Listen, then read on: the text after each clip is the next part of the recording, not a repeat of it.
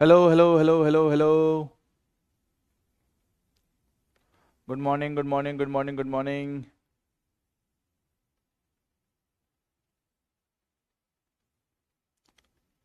Hello hello hello hello hello hello hello. Good morning good morning good morning good morning good morning. नमस्कार नमस्कार नमस्कार नमस्कार।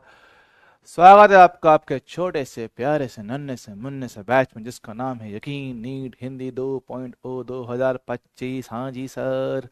भाई माफ़ करना, मेरी टी शर्ट थोड़ी धुलने हो गई हुई थी तो मैं टी शर्ट पहन नहीं पाया। माफ़ कीजिएगा। ठीक है। तो फिलहाल आज सिर्फ जैकेट से काम चलाएंगे।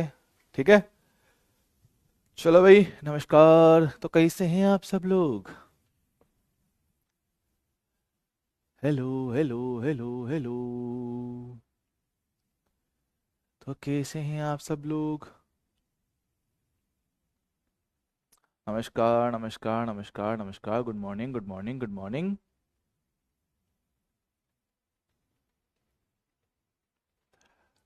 हाँ अब भैया, दिमाग में बहुत सारे आपके सवाल चल रहे होंगे। हाँ मुझे पता है। ठीक है। तो बात वही है, जो बच्चे टेलीग्राम पर जुड़े हुए हैं उन्हें पता है कि क्या हो रहा है। ठीक है। जो बच्चे मेरे साथ टेलीग्राम पर जुड़े हुए हैं उनको पता है कि असल में क्या कहानी यहाँ पे घट रही है। ठीक है। तो उस पर ज़्यादा टाइम खराब ना करते हम लोग आगे बढ़ेंगे। ठीक है। हाँ। धन्यवाद धन्यवाद धन्यवाद। देखो, आपको ऑलरेडी पता है मैं जा रहा हूँ। ठीक है। तो अपनी क्लास का सिर्फ 8 तारीख तक है यहाँ पे। ठीक है। अपनी क्लास यहाँ पे 8 तारीख तक ही है। पीडब्ल्यू ने ऐसा मुझे कहा है कि आपको 8 तारीख तक क्लास यहाँ पे लेना है। अब 8 तारीख तक की क्लास में अपना जो चैप्टर है करंट वाला पूरा हो नहीं पाएगा और उसमें फिर कहना आपको बड़ी प्रॉब्लम हो जाएगी। क्योंकि आधा आप मुझसे पढ़ोगे फिर आधा आप किसी और से पढ़ोगे तो उसमें आपको बहुत दिक्कत हो जाएगी। ठीक है। और रही बात जो आपके क्लास टेस्ट जो आपके होते हैं, संडे टू संडे जो आपके टेस्ट होते हैं, वो टेस्ट में सिलेबस वही आएगा जो हम आपको कंप्लीट करवा के देंगे। ठीक है। तो टेस्ट की चिंता ना करो। हाँ, जो आपका रियल टेस्ट होता है उसका सिलेबस थोड़ा कम कवर हो सकता है, लेकिन हाँ जो अपने क्लास के टेस्ट हैं उनका सिलेबस वही आएगा जो अपन आपको पढ़ा के देंगे। ठीक है। तो ये है कि 8 जनवरी तक अगर मैं क्लास लेता हूं तो अपना करंट वाला चैप्टर पूरा नहीं हो पाता है। करंट वाला पूरा नहीं हो पाएगा, जिसमें बेटा आपका बहुत भारी नुकसान है, क्योंकि भैया करंट चैप्टर थोड़ा बड़ा भी है ना। चैप्टर बड़ा है, इंपॉर्टेंट है, क्वेश्चन यहाँ से काफी सारे बनते भी हैं। और यह है कि अगर आधा मैं पढ़ाऊंगा आधा कोई और पढ़ाएगा, दोनों के पढ़ाने का तरीका थोड़ा अलग अलग होगा। दोनों के पढ़ाने का तरीका अलग अलग होगा तो हो सकता है कि आपको चीजें लिंक ना कर पाए कि भाई इन्होंने कुछ और बोला था, ये किसी और तरीके से क्वेश्चन करवा रहे हैं, तो वो आपको बड़ी दिक्कत हो जाएगी। ठीक है। मुझे कोई प्रॉब्लम नहीं, मैं स्टार्ट कर सकता हूँ, मुझे कोई इश्यू नहीं आएगा, लेकिन वो आपके लिए भी खराब होगा और मेरे लिए भी खराब होगा। ठीक है। आप बोलो तो मैं अभी स्टार्ट कर सकता हूँ। आप बोलो तो मैं अभी के अभी स्टार्ट कर सकता हूँ इसको, टेलीग्राम मतलब क्या बोलते हैं करंट को। ठीक है। मुझे कोई दिक्कत नहीं, पर बात यह है कि उससे फिर आपका नुकसान ही होगा, क्योंकि आधा मैं पढ़ाऊंगा आधा कोई और पढ़ाएगा, उससे आपको चीजें लिंक नहीं कर पाएंगी। तो आप जो भी पढ़ना चाहते हो वो एक ही टीचर से पढ़ो पूरे चैप्टर को, ताकि क्या है ना, जो टीचर अपने ट्रिक्स और टिप्स जो आपको बताता है वो उस चैप्टर को पूरा एक साथ तरीके से बताएगा। ठीक है। अब ये है कि अगर मैं ये नहीं करवाता हूं तो मैं आपको करवाऊंगा 2 चैप्टर। यहाँ पे मेरे पास एक तो आपका चैप्टर होगा एटम और एक आपका होगा न्यूक्लियस। ठीक है। बोले तो अपने पास परमाणु और जो आपका नाभिक है, ये 2 चैप्टर आपके खत्म हो जाएंगे 8 तारीख तक।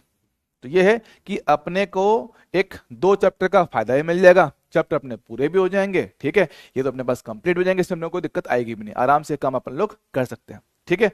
तो ये है कि देखो मैं आपका भला ही चाहता हूँ, कोई आपका बुरा नहीं चाहता हूँ। चैप्टर आपको कंप्लीट करके ही दूंगा ताकि आपको दिक्कत ना आए। ठीक है। वो आप टेंशन मत लो।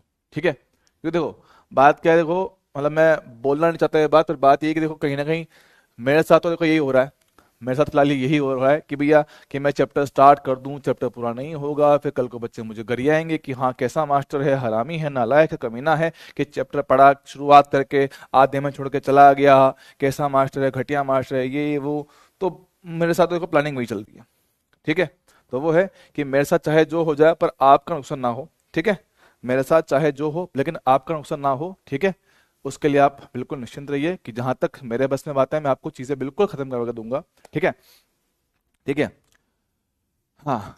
ठीक है। अब यह है कि आपको जो करना है, फिलहाल जो हम पढ़ा रहे हैं उसको उसी सीक्वेंस से पढ़ते चलिएगा। ठीक है। हाँ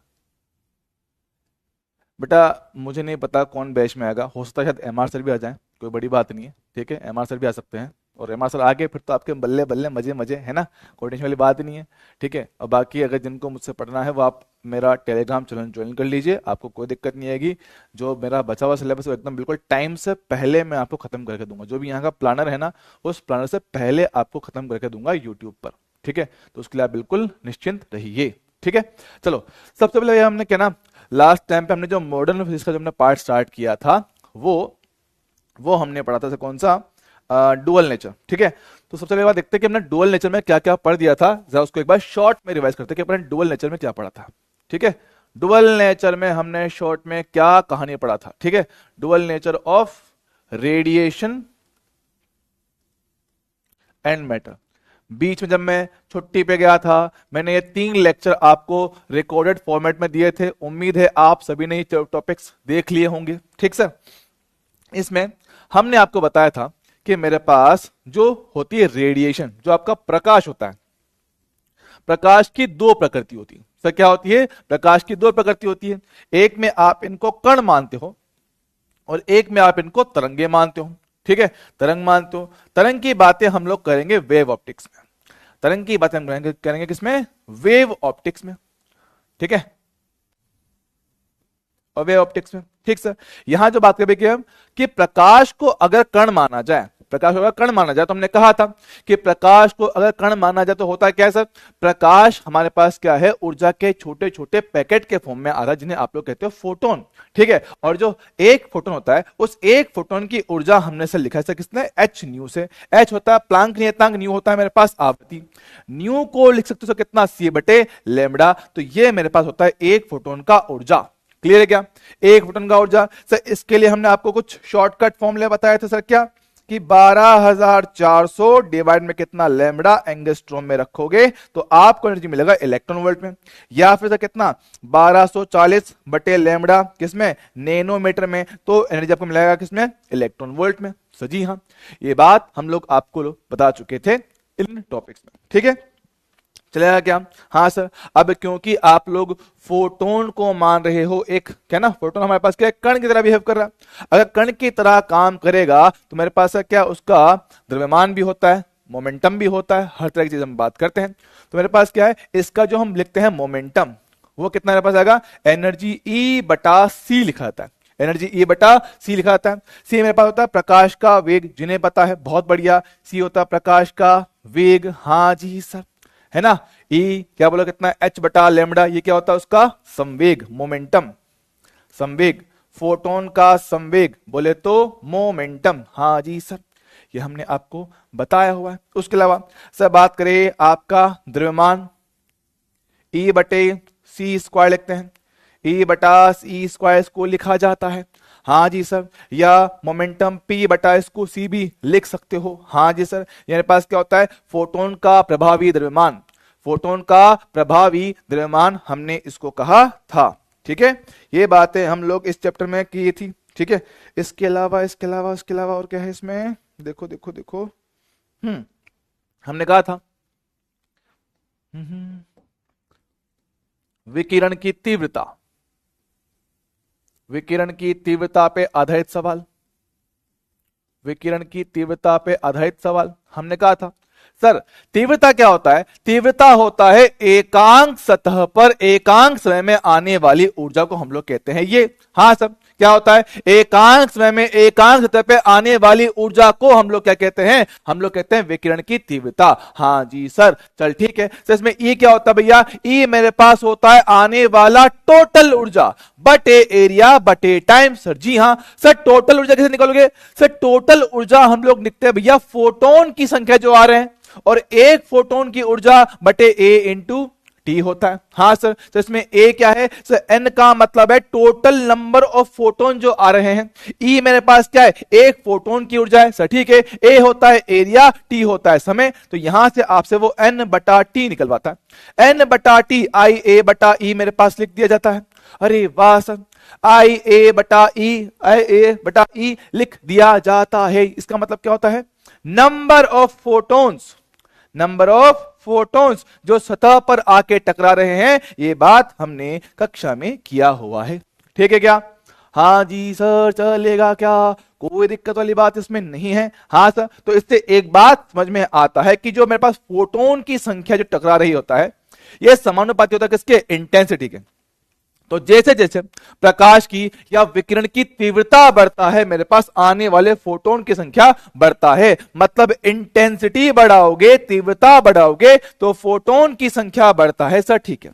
तो इंटेंसिटी बढ़ने से फोटोन की संख्या पर फर्क पड़ेगा। हाँ जी सर, ऐसा मुझे कोई समस्या है? हाँ सर, नो दिक्कत है ना। I इंटू ए को हम लोग कह सकते हैं पावर, तो पावर P बटे ई भी लिखा जा सकता है, ठीक है, चल जाएगा? हाँ जी सब, नहीं सर सब कुछ बढ़िया बढ़िया बढ़िया बढ़िया है। हाँ जी सर चलेगा सर। बेटा ये टॉपिक मैंने करवाया था कब, 20, 21, 22 को, 20, 21, 22 नवंबर को, जब मैं छुट्टी पे था तब मैंने आपको ये लेक्चर रिकॉर्डेड फॉर्मेट में दिया था, याद है क्या? 20, 21, 22 को, हाँ हाँ हाँ तब दिया था ये, ठीक है, चलेगा? ओके सर, ये बात हमने पढ़ा था। अब ये तो अभी बात किसका, इंटेंसिटी का। इंटेंसिटी के अलावा हमने इसमें जो आपको पढ़ाया था वो क्या था मेरे पास, रेडिएशन प्रेशर, है ना, विकिरण दाब, कि हमने इसमें आपको पढ़ाया था एक तो विकिरण दाब व बल। हमने कहा था कि जब कभी कोई रेडिएशन किसी सरफेस पे आके टकराती है तो वो बल और दाब उत्पन्न करता है। तो हमने कहा कि मान लो मेरे पास सरफेस है ना, सरफेस है, अगर मेरे पास आने वाला प्रकाश जो आके इस पर टकरा रहा है, अगर दिया गया सतह मेरे पास क्या है, अवशोषी सतह है, कि भैया कि जो भी मेरे पास प्रकाश आएगा वो आके इस पे अवशोषित हो जाएगा पूर्ण रूप से। तो भैया आया मोमेंटम P के साथ अवशोषित हो गया, तो ऐसी अवस्था में जो प्रेशर उत्पन्न होता है वो बताया गया I बटा C। सर फोर्स क्या होता है, फोर्स मेरे पास होता है प्रेशर इनटू एरिया, जब यहां पे रखोगे तो IA बटा C, ऐसा मेरे पास आता है। अगर हमारे पास दिया गया सरफेस कैसा है, सर सरफेस मेरे पास क्या है, पूर्ण परावर्ती सतह, पूर्ण परावर्ती सतह, मेरे पास क्या है, पूर्ण परावर्ती सतह, कि भैया मेरे पास क्या है, सतह पूर्ण परावर्तक है, यहां से आपका प्रकाश टकरा के वापस चला जाएगा, वापस चला जाएगा। तो ऐसी अवस्था में मेरे पास क्या है, प्रेशर जो आपका होगा वो होगा डबल 2I बटा C, और सेम तरीके से जो मेरे पास फोर्स होगा वो होगा प्रेशर इनटू एरिया, बोले तो कितना, 2IA बटा C, जिसके क्वेश्चन हमने क्लास में करवाए हुए थे, ठीक है बॉस? हाँ जी सर, इसमें अपने को किसी तरह का कोई समस्या नहीं होना चाहिए, बोलो हाँ कि ना। क्या कोई समस्या है बाबू? ना जी ना। जिसने क्लास नोट्स को रिवाइज किया होगा उसको गारंटी पता होगा कि हाँ सर ऐसा ऐसा हमें बताया गया था, ऐसा हमें बताया गया था। चल ठीक है, अब होता क्या है, होता सर कहानी कुछ ऐसी है कि यहाँ पे एक चीज पढ़ते हैं, इलेक्ट्रॉन का उत्सर्जन, कि हम जानते हैं कि इलेक्ट्रॉन जो होते हैं वो नाभिक के आकर्षण बल से आपस में बंधे हुए रहते हैं। हाँ सर, इलेक्ट्रॉन जो होते हैं वो नाभिक के आकर्षण बल से आपस में बंधा हुआ रहता है, तो उसको वहां से बाहर निकालने के लिए हमें एक न्यूनतम ऊर्जा की आवश्यकता होता है। केमिस्ट्री में पढ़ा होगा आपने, सर केमिस्ट्री में पढ़ा होगा, सर नाभिक होता है, उसमें न्यूट्रॉन होता है, प्रोटॉन होता है, चारों तरफ इलेक्ट्रॉन चक्कर लगाता है, इलेक्ट्रॉन नाभिक से आकर्षण बल से बंधा हुआ होता है, उसको वहां से निकालने के लिए हमें न्यूनतम ऊर्जा की आवश्यकता होता है। केमिस्ट्री में पढ़ा होगा भाई, पढ़ा होगा ना, पढ़ा होगा मेरे लाल। हाँ सर, क्या बोलते हैं, बंधा हुआ होता है, तो इस इलेक्ट्रॉन को निकालने के लिए हमें एक न्यूनतम ऊर्जा की आवश्यकता होता है। हे गंदी गंदी खबर सुना नवीन राठौड़, तोबा तोबा, गोली मार दूंगा, विराट कोहली आउट। अच्छे भले मूड में पढ़ा रहा हूं, मूड की मां बहन करते हो तुम लोग, पढ़ाने दे यार, सुन क्या कह रहा हूं, ठीक है, ठीक है, बात समझते हैं। तो मेरे पास क्या, इलेक्ट्रॉन उत्सर्जन, हमने कहा चल ठीक है, अब इलेक्ट्रॉन को निकालने के एक न्यूनतम ऊर्जा की आवश्यकता होता है। तो भैया इलेक्ट्रॉन निकालने के लिए न्यूनतम ऊर्जा, इलेक्ट्रॉन निकालने के लिए ओहो, जो मिनिमम ऊर्जा होता है, मिनिमम एनर्जी जो होता है, उसको हम लोग क्या कहते हैं सर, उसको कहा जाता है कार्यफलन, वर्क फंक्शन, उसको कहते हैं कार्यफलन, बोले तो वर्क फंक्शन। ओहो कार्यफलन, वर्क फंक्शन लिखते हैं किससे, फाई से। अब जो ये ऊर्जा होता है, ये जो ऊर्जा होता है, इसको देने के भी तीन तरीके होते हैं। ये ऊर्जा निकालने के तीन तरीका होता है। एक होता है मेरे पास विद्युत क्षेत्र का औसत, क्या बोलते हैं इसको, नाम थोड़ा याद करूंगा ठीक से, नाम थोड़ा भूल जाता हूं मैं। किथे गए हो नीज, फिर किथे चलिए मोरनी बन के, ओए किथे गया, चल कोई नहीं, बात करते हैं। एक को बोलते हैं हम लोग तापायनिक उत्सर्जन। तापायनिक उत्सर्जन कि भैया आप पदार्थ को उष्मा देकर गर्म करके उसको ये एनर्जी दे सकते हो, एक ये होता है। दूसरा मेरे पास होता है विद्युत क्षेत्र उत्सर्जन, जहां पे आप लोग एक तीव्र विद्युत क्षेत्र लगाकर इस पे बल लगाते हो और उसकी मदद से इलेक्ट्रॉन को बाहर निकालते हो। और तीसरा मेरे पास आपका होता है प्रकाश उत्सर्जन, क्या होता है, प्रकाश विद्युत प्रभाव, प्रकाश विद्युत प्रभाव से बोलते हो, फोटो इलेक्ट्रिक इफेक्ट है ना, प्रकाश विद्युत प्रभाव।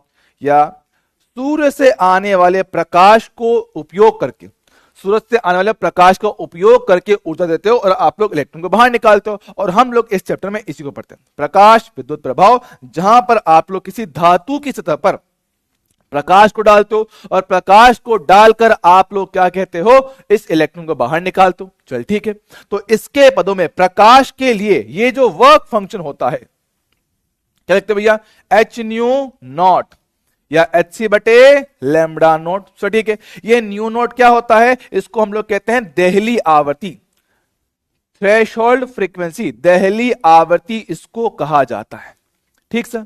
और जो लैम्बडा मेरे पास होता है इसको बोलते हैं देहली तरंगदैर्घ्य, देहली तरंगदैर्घ्य। अच्छा है सर, चलेगा, देहली तरंगदैर्घ्य, ओके सर।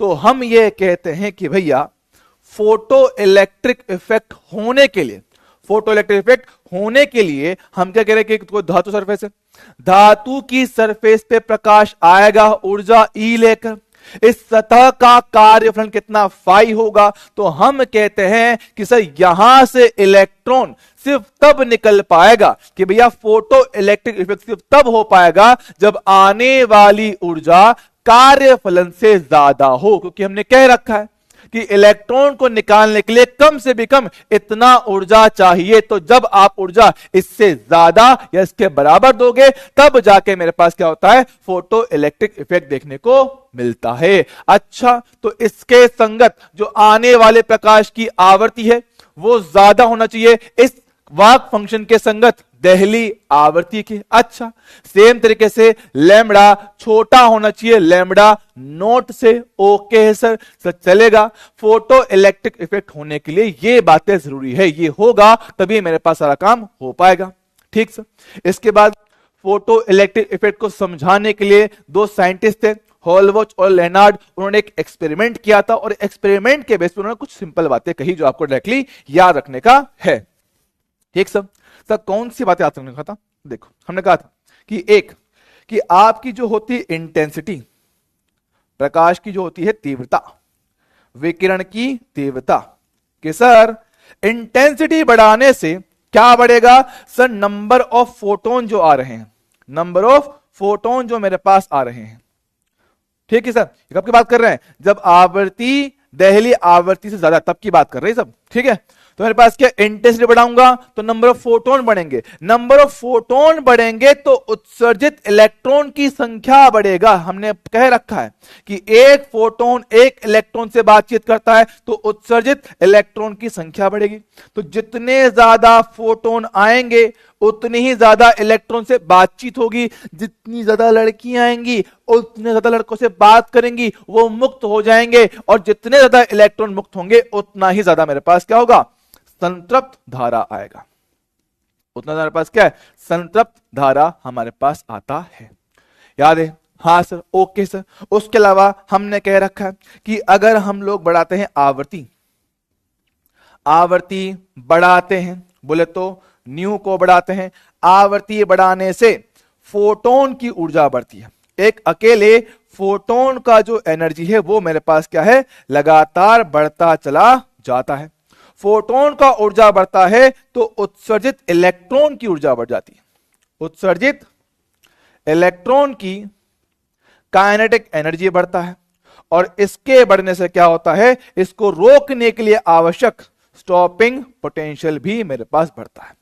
इसको रोकने के लिए आवश्यक स्टॉपिंग पोटेंशियल भी मेरे पास बढ़ता है। ठीक सर, तो ये पॉइंट अपने को याद रखना पड़ेगा। ठीक है, हाँ यस विरोधी शबीना बेटा वेरी गुड, बहुत प्यारा बेटा। मैंने देखो कल आपको टेलीग्राम पे ऑलरेडी कह दिया था कि बेटा आप लोग इसको रिवाइज करके आना। आपने रिवीजन किया हुआ तो बेटा बेटा बहुत ही बढ़िया, वरना मैं तो करवा ही रहा हूं एक बार तो। ठीक है, अगर आप लोगों ने रिवाइज किया होगा तो बहुत ही बढ़िया, वरना मैं तो करवा ही रहा हूं। ठीक है, पर यह है कि मेरे रिवीजन करने से आपको आधी अधूरी बातें याद आएंगी। अगर आप पूरा खुद से पढ़ के आए होंगे तो पूरी चीजें वन बाय वन सबके सब आपको रिकॉल हो जाएंगी, सबको सबका बिल्कुल याद आएगी कि हाँ कभी हमने ऐसा कुछ देखा तो था।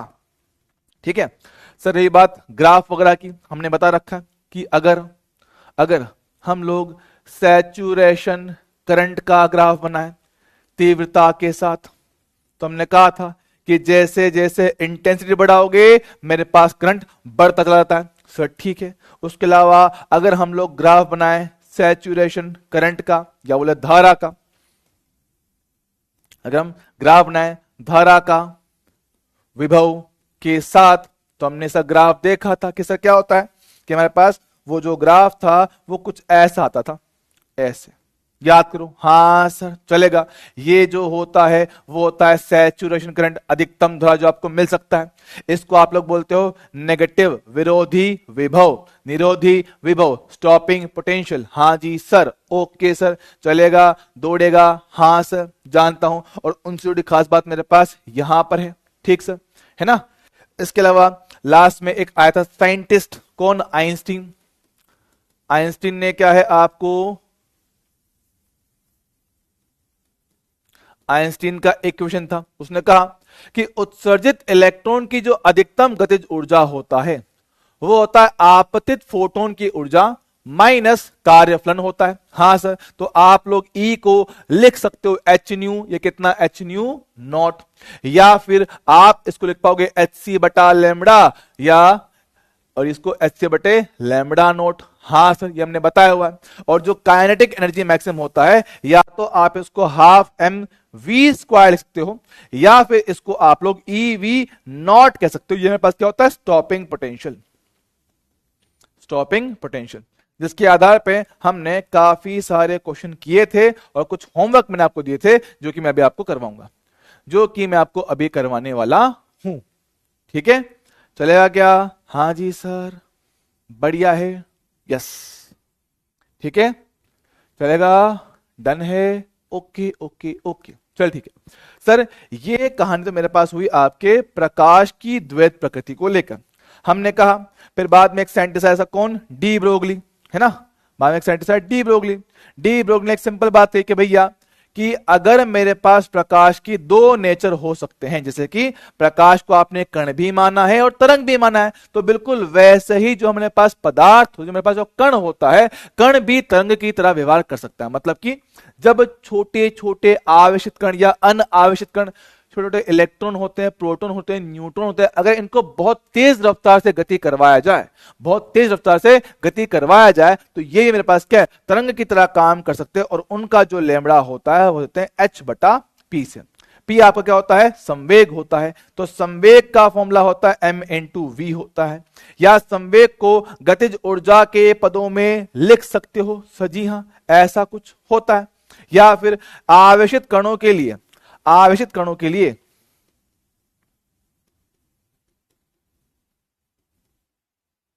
आवेशित कणों के लिए गतिज ऊर्जा लिख सकते हो आवेश Q इंटू आपका विभवांतर, कि कितने विभवांतर से आपने उसको त्वरित किया है। ठीक सर। और अगर मेरे पास अनावेशित कण है, अनावेशित कण जैसे कि हमारे पास होता है न्यूट्रॉन, तो उनके लिए हमने जो गतिज ऊर्जा आपको बताया था वो बताया था भाई कितना, 3/2 kT। टी क्या होता है, तापमान। ठीक है, तो ये मेरे पास क्या है, पूरे चैप्टर की कहानी एकदम अपन ने शॉर्ट में पूरा बता दिया है। उम्मीद है सारी बातें आपको एकदम पानी की तरह साफ होगी। एक बार फिर मैं देख लेता हूं कुछ पॉइंट छूटा तो नहीं, देख लें कुछ छूटा तो नहीं है ना। मेरे हिसाब से सारी कहानी हो चुकी है, डन डन डन डन। हम्म,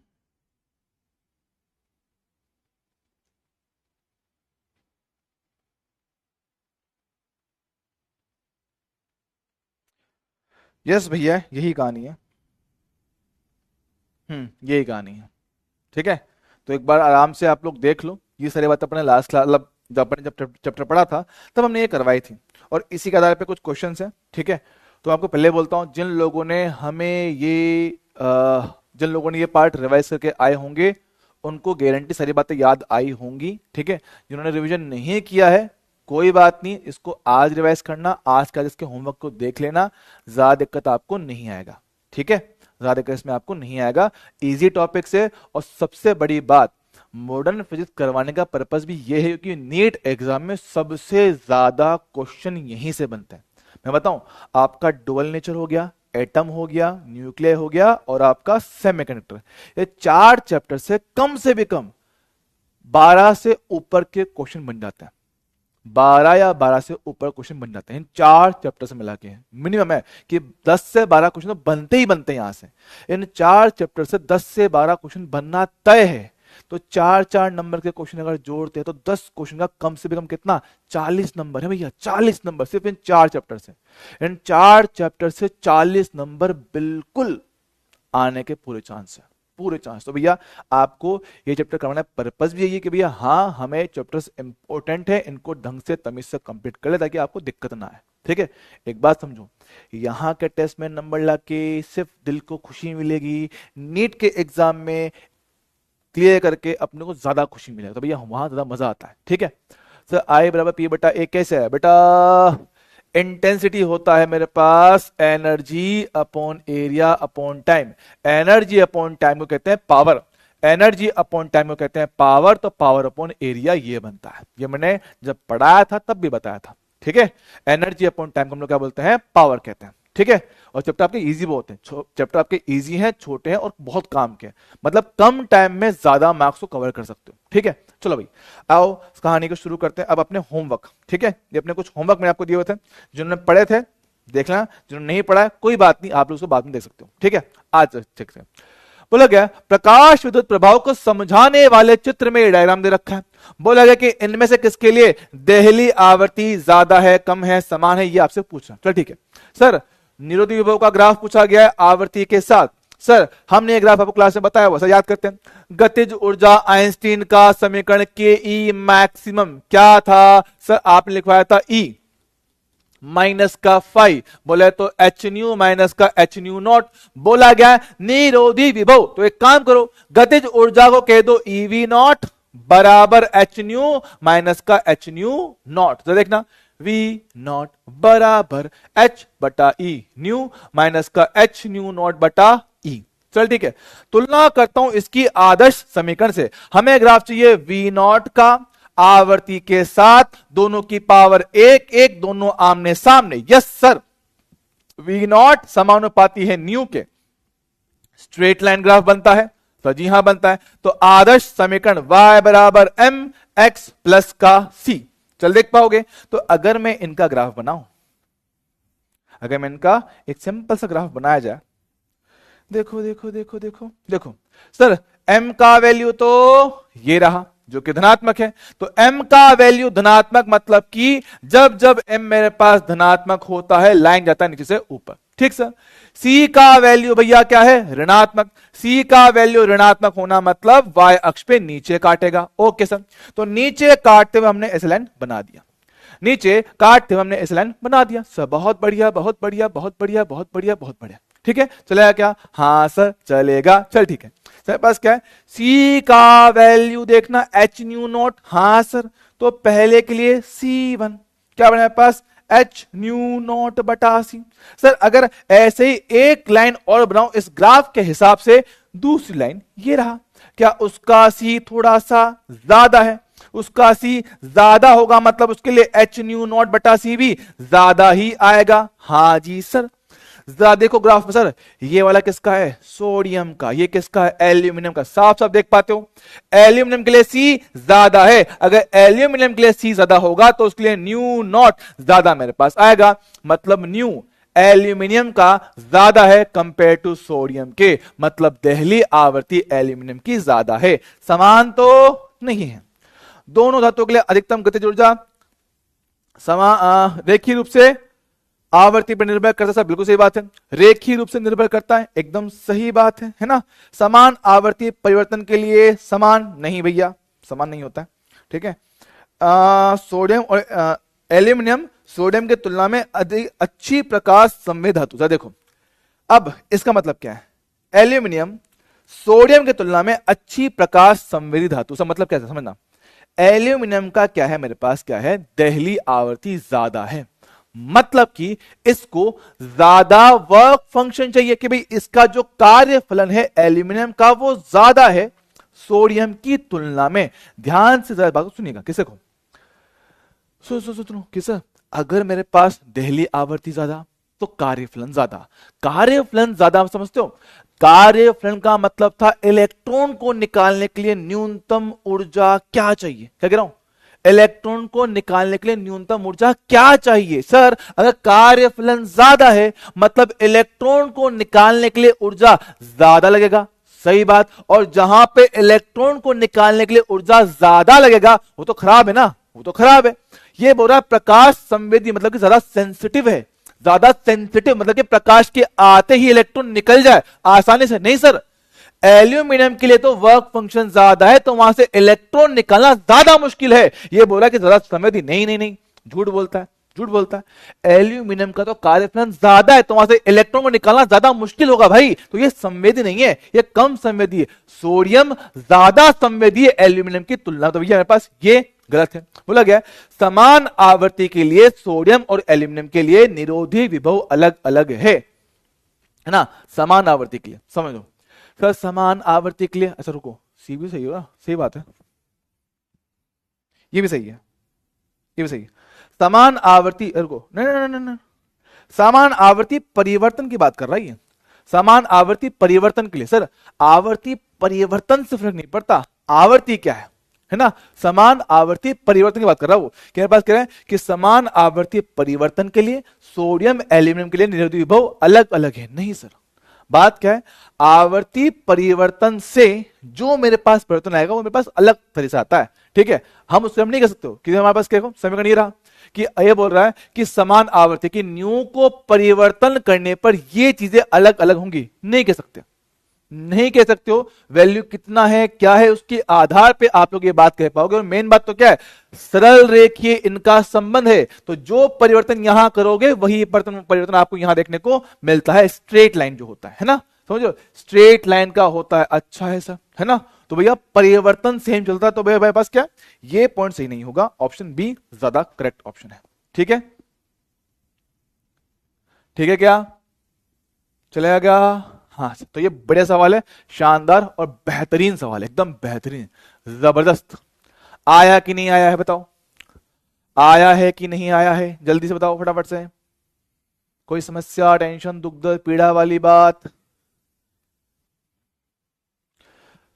समस्या है, टेंशन है, दुख दर्द है, पीड़ा है, जल्दी बोलो मेरे लाल।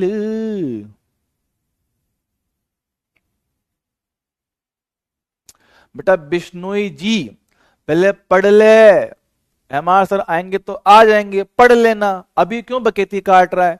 तुम लोग इस जीवन में दिक्कत यही है, तुम लोगों को पढ़ने से ज्यादा बकेते काटना था, किसी ये वो फो पता नहीं क्या क्या करते रहते हो, ठीक है। एक कल कार्टून था जो मैंने देखा था क्लास कमेंट में, एक बोलता है कि किसने इतने पैसे ऑफर कर दिए जो पीडब्ल्यू नहीं दे पा रहा था, जो आप छोड़ रहे हो। मेरे लाल एक सिंपल बात बोलता हूं, अगर पैसों के लिए छोड़ना होता ना तो पिछले साल अनअकैडमी से डबल का ऑफर था मेरे पास, समझ लो, पिछले साल अनअकैडमी से डबल का ऑफर था, आज उससे कम पे ही जा रहा हूं, ज्यादा नहीं जा रहा हूं। तो बात पैसों की होती तो मैं लास्ट ईयर ही जा चुका होता, ठीक है। तो वो तो तुम छोड़ दो, यहां ध्यान देता है सर। अब ये सवाल इसमें क्या बात, दो केस है, ध्यान से पढ़ते हैं। धातुओं ए और बी के लिए कार्य फलन का अनुपात 1 और 2 है, चल ठीक है। तो बात करते हैं, सब पहले के लिए कार्य फलन 5 मान लूं, हाँ सर, और दूसरे के लिए कार्य फलन मेरे पास कितना होगा, डबल, मतलब सर कितना 2/5 होगा, हाँ सर, चलेगा क्या, ओके सर, है ना। बात समझते हैं। तथा बोला गया यदि f और 2f आवर्तियों का प्रकाश ए और बी पर आपतित होता। भैया आपतित प्रकाश का आवर्तित रखा, तो आपतित प्रकाश की ऊर्जा क्या लिखते हो भैया, h इंटू फ्रीक्वेंसी, है ना। दूसरे के लिए आने वाला प्रकाश h इंटू 2f लिखोगे, सर ठीक है। तो वो बोलता है उत्सर्जित फोटो इलेक्ट्रॉन की अधिकतम ऊर्जाओं का अनुपात क्या होगा, सर ठीक है। तो अधिकतम ऊर्जाओं का अनुपात की बात करते हैं। देख मेरे पास उत्सर्जित इलेक्ट्रॉन की गतिज ऊर्जा का फॉर्मूला आइंस्टीन की समीकरण से ये दिया था क्या, हाँ सर। तो पहले के लिए गतिज ऊर्जा के E1, E का वैल्यू HF, ये कितना 5, ओके। दूसरे के लिए ऊर्जा के E2, उस पे आने वाले प्रकाश का फ्रीक्वेंसी कितना 2f होगा, कार्यफलन कितना 25 होगा, हाँ सर। हमसे पूछा इसका अनुपात, बहुत बढ़िया सर। ऊपर के तो के E1 बटा के E2, ठीक, ये मेरे पास होगा। यहां पे HF माइनस का 5, नीचे गया तो भाई दोनों में 2 है तो 2 कॉमन ले लो, HF माइनस का 5। अगर ध्यान दोगे तो मेरे पास क्या, यहां से ये कट गया, कितना मेरे पास है 1/2, ठीक है 1/2 चलेगा। तो 1/2 ऑप्शन कौन सा, बी है, ये मेरे पास आंसर आएगा। बोलो वे क्लियर है क्या, हाँ जी सर बढ़िया है, एक नंबर है, शानदार है, चलेगा। 1:2 आसान क्वेश्चन है, क्वेश्चन बन सकता था, ठीक है चलेगा, हाँ जी सर।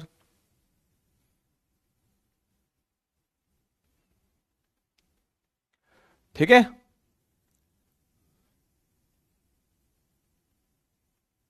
चलो भाई आगे बढ़ते हैं। अगला सवाल सर AIPMT 2015, तो सवाल पढ़े क्या बोलता है, किसी प्रकाश विद्युत पृष्ठ को लैम्बडा और लैम्बडा बटा 2 तरंगदैर्घ्य के एक वर्णीय प्रकाश से प्रदीप्त किया जाता है। मतलब इस पे टकरा रहा है, प्रकाश आके टकरा रहा है, तो ठीक सर।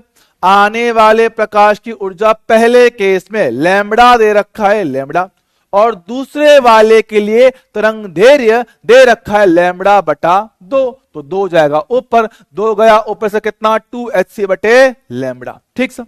बात करते हैं, ठीक है। अब बोल रहा है यदि उत्सर्जी इलेक्ट्रॉन की अधिकतम गतिज ऊर्जा का मान दूसरी में पहले की दिशा में 3 गुना के, मतलब अगर पहले वाले में गतिज ऊर्जा आप लोग के ई कह रहे हो, तो ये कह रहा है कि दूसरी दिशा में कितना है 3 गुना है, ऐसा वो कह रहा है। देख लो पढ़ लो क्या बोल रहा है कि मेरे पास क्या है, दूसरी में जो ऊर्जा है वो पहले की तुलना में 3 गुना है, ओके। तो बोला गया है सतह का कार्य फलन कितना होगा, ये हमसे पूछा। एक ही सरफेस है, एक ही सरफेस में दोनों के लिए फाई सेम होगा, एक ही सरफेस दोनों के लिए पास क्या है फाई वैल्यू सेम आएगा। चल ठीक है, लगाओ भैया समीकरण, ले भैया देख। पहले के लिए हम जानते हैं गतिज ऊर्जा के ई मैक्सिमम का फॉर्मूला क्या होता है, ई माइनस फाई लिख दो, ठीक है। पहले के हिसाब से गतिज ऊर्जा के ई, आने वाले प्रकाश की ऊर्जा HC बटे लैम्बडा माइनस का फाई, समीकरण नंबर 1। दूसरे के लिए गतिज ऊर्जा के E2 कितना है 3 के E होगा, उसके लिए आने वाले प्रकाश की ऊर्जा कितना है HC 2hc बटे लैम्बडा, कार्यफलन कितना 5 होगा, समीकरण नंबर 2 है, ठीक सर। अब इन दो समीकरणों से हमें निकालना है कार्यफलन, इन दो समीकरणों से हमें निकालना कार्यफलन। तो देखो ऑप्शन देखो सर, ऑप्शन में है आपका HC बटा लैम्बडा, HC बटा लैम्बडा, HC बटा लैम्बडा और HC बटा लैम्बडा, इसी के पदों में आंसर दे रखा सर, ठीक है। तो आपको दिया हुआ आंसर HC बटा लैम्बडा के पदों में है, यस सर। तो HC बटा लैम्बडा के पदों में अगर आपको चीजें दी हुई हैं, मतलब मेरे को KE नहीं चाहिए, मेरे को KE नहीं चाहिए सर। क्या कहे, तो एक काम करो, समीकरण नंबर 1 को करो 3 से गुणा। सर क्यों, इसलिए ताकि यहां की चीज और यहां की चीज सेम टू सेम बन पाए। 3 से गुणा किया, यस यस यस। तब इससे क्या होगा, अब देख ये चीज सेम हो गया। अगर दोनों चीजें सेम हो गया तो अब मैं इनको घटाकर, इनको घटाओ, ये माइनस में प्लस हो जाएगा। तो 3 के ई कट के 0 हो गया, बहुत बढ़िया। 3hc माइनस 2hc, HC बटा लैम्बडा बचेगा। 3 फाई में से 1 फाई गया कितना 2 फाई बचेगा, बहुत बढ़िया। इस फाई को लाते हैं इस तरफ, तो 2 फाई बराबर HC बटे लैम्बडा, इस 2 का उधर भाग दो, तो सॉल्व करने पर फाई का वैल्यू कितना पास आएगा HC बटे 2 लैम्बडा, परफेक्ट आंसर आ गया। मजा आ गया, HC/2 लैम्बडा। ले भाई मजा ही आ गया। ऑप्शन कौन सा? तीसरा। और बेहतरीन, बहुत ही ज्यादा बेहतरीन और शानदार सवाल कि भैया हाँ ऐसे क्वेश्चन नीट 2025 में आने के पूरे पूरे पूरे पूरे चांस है।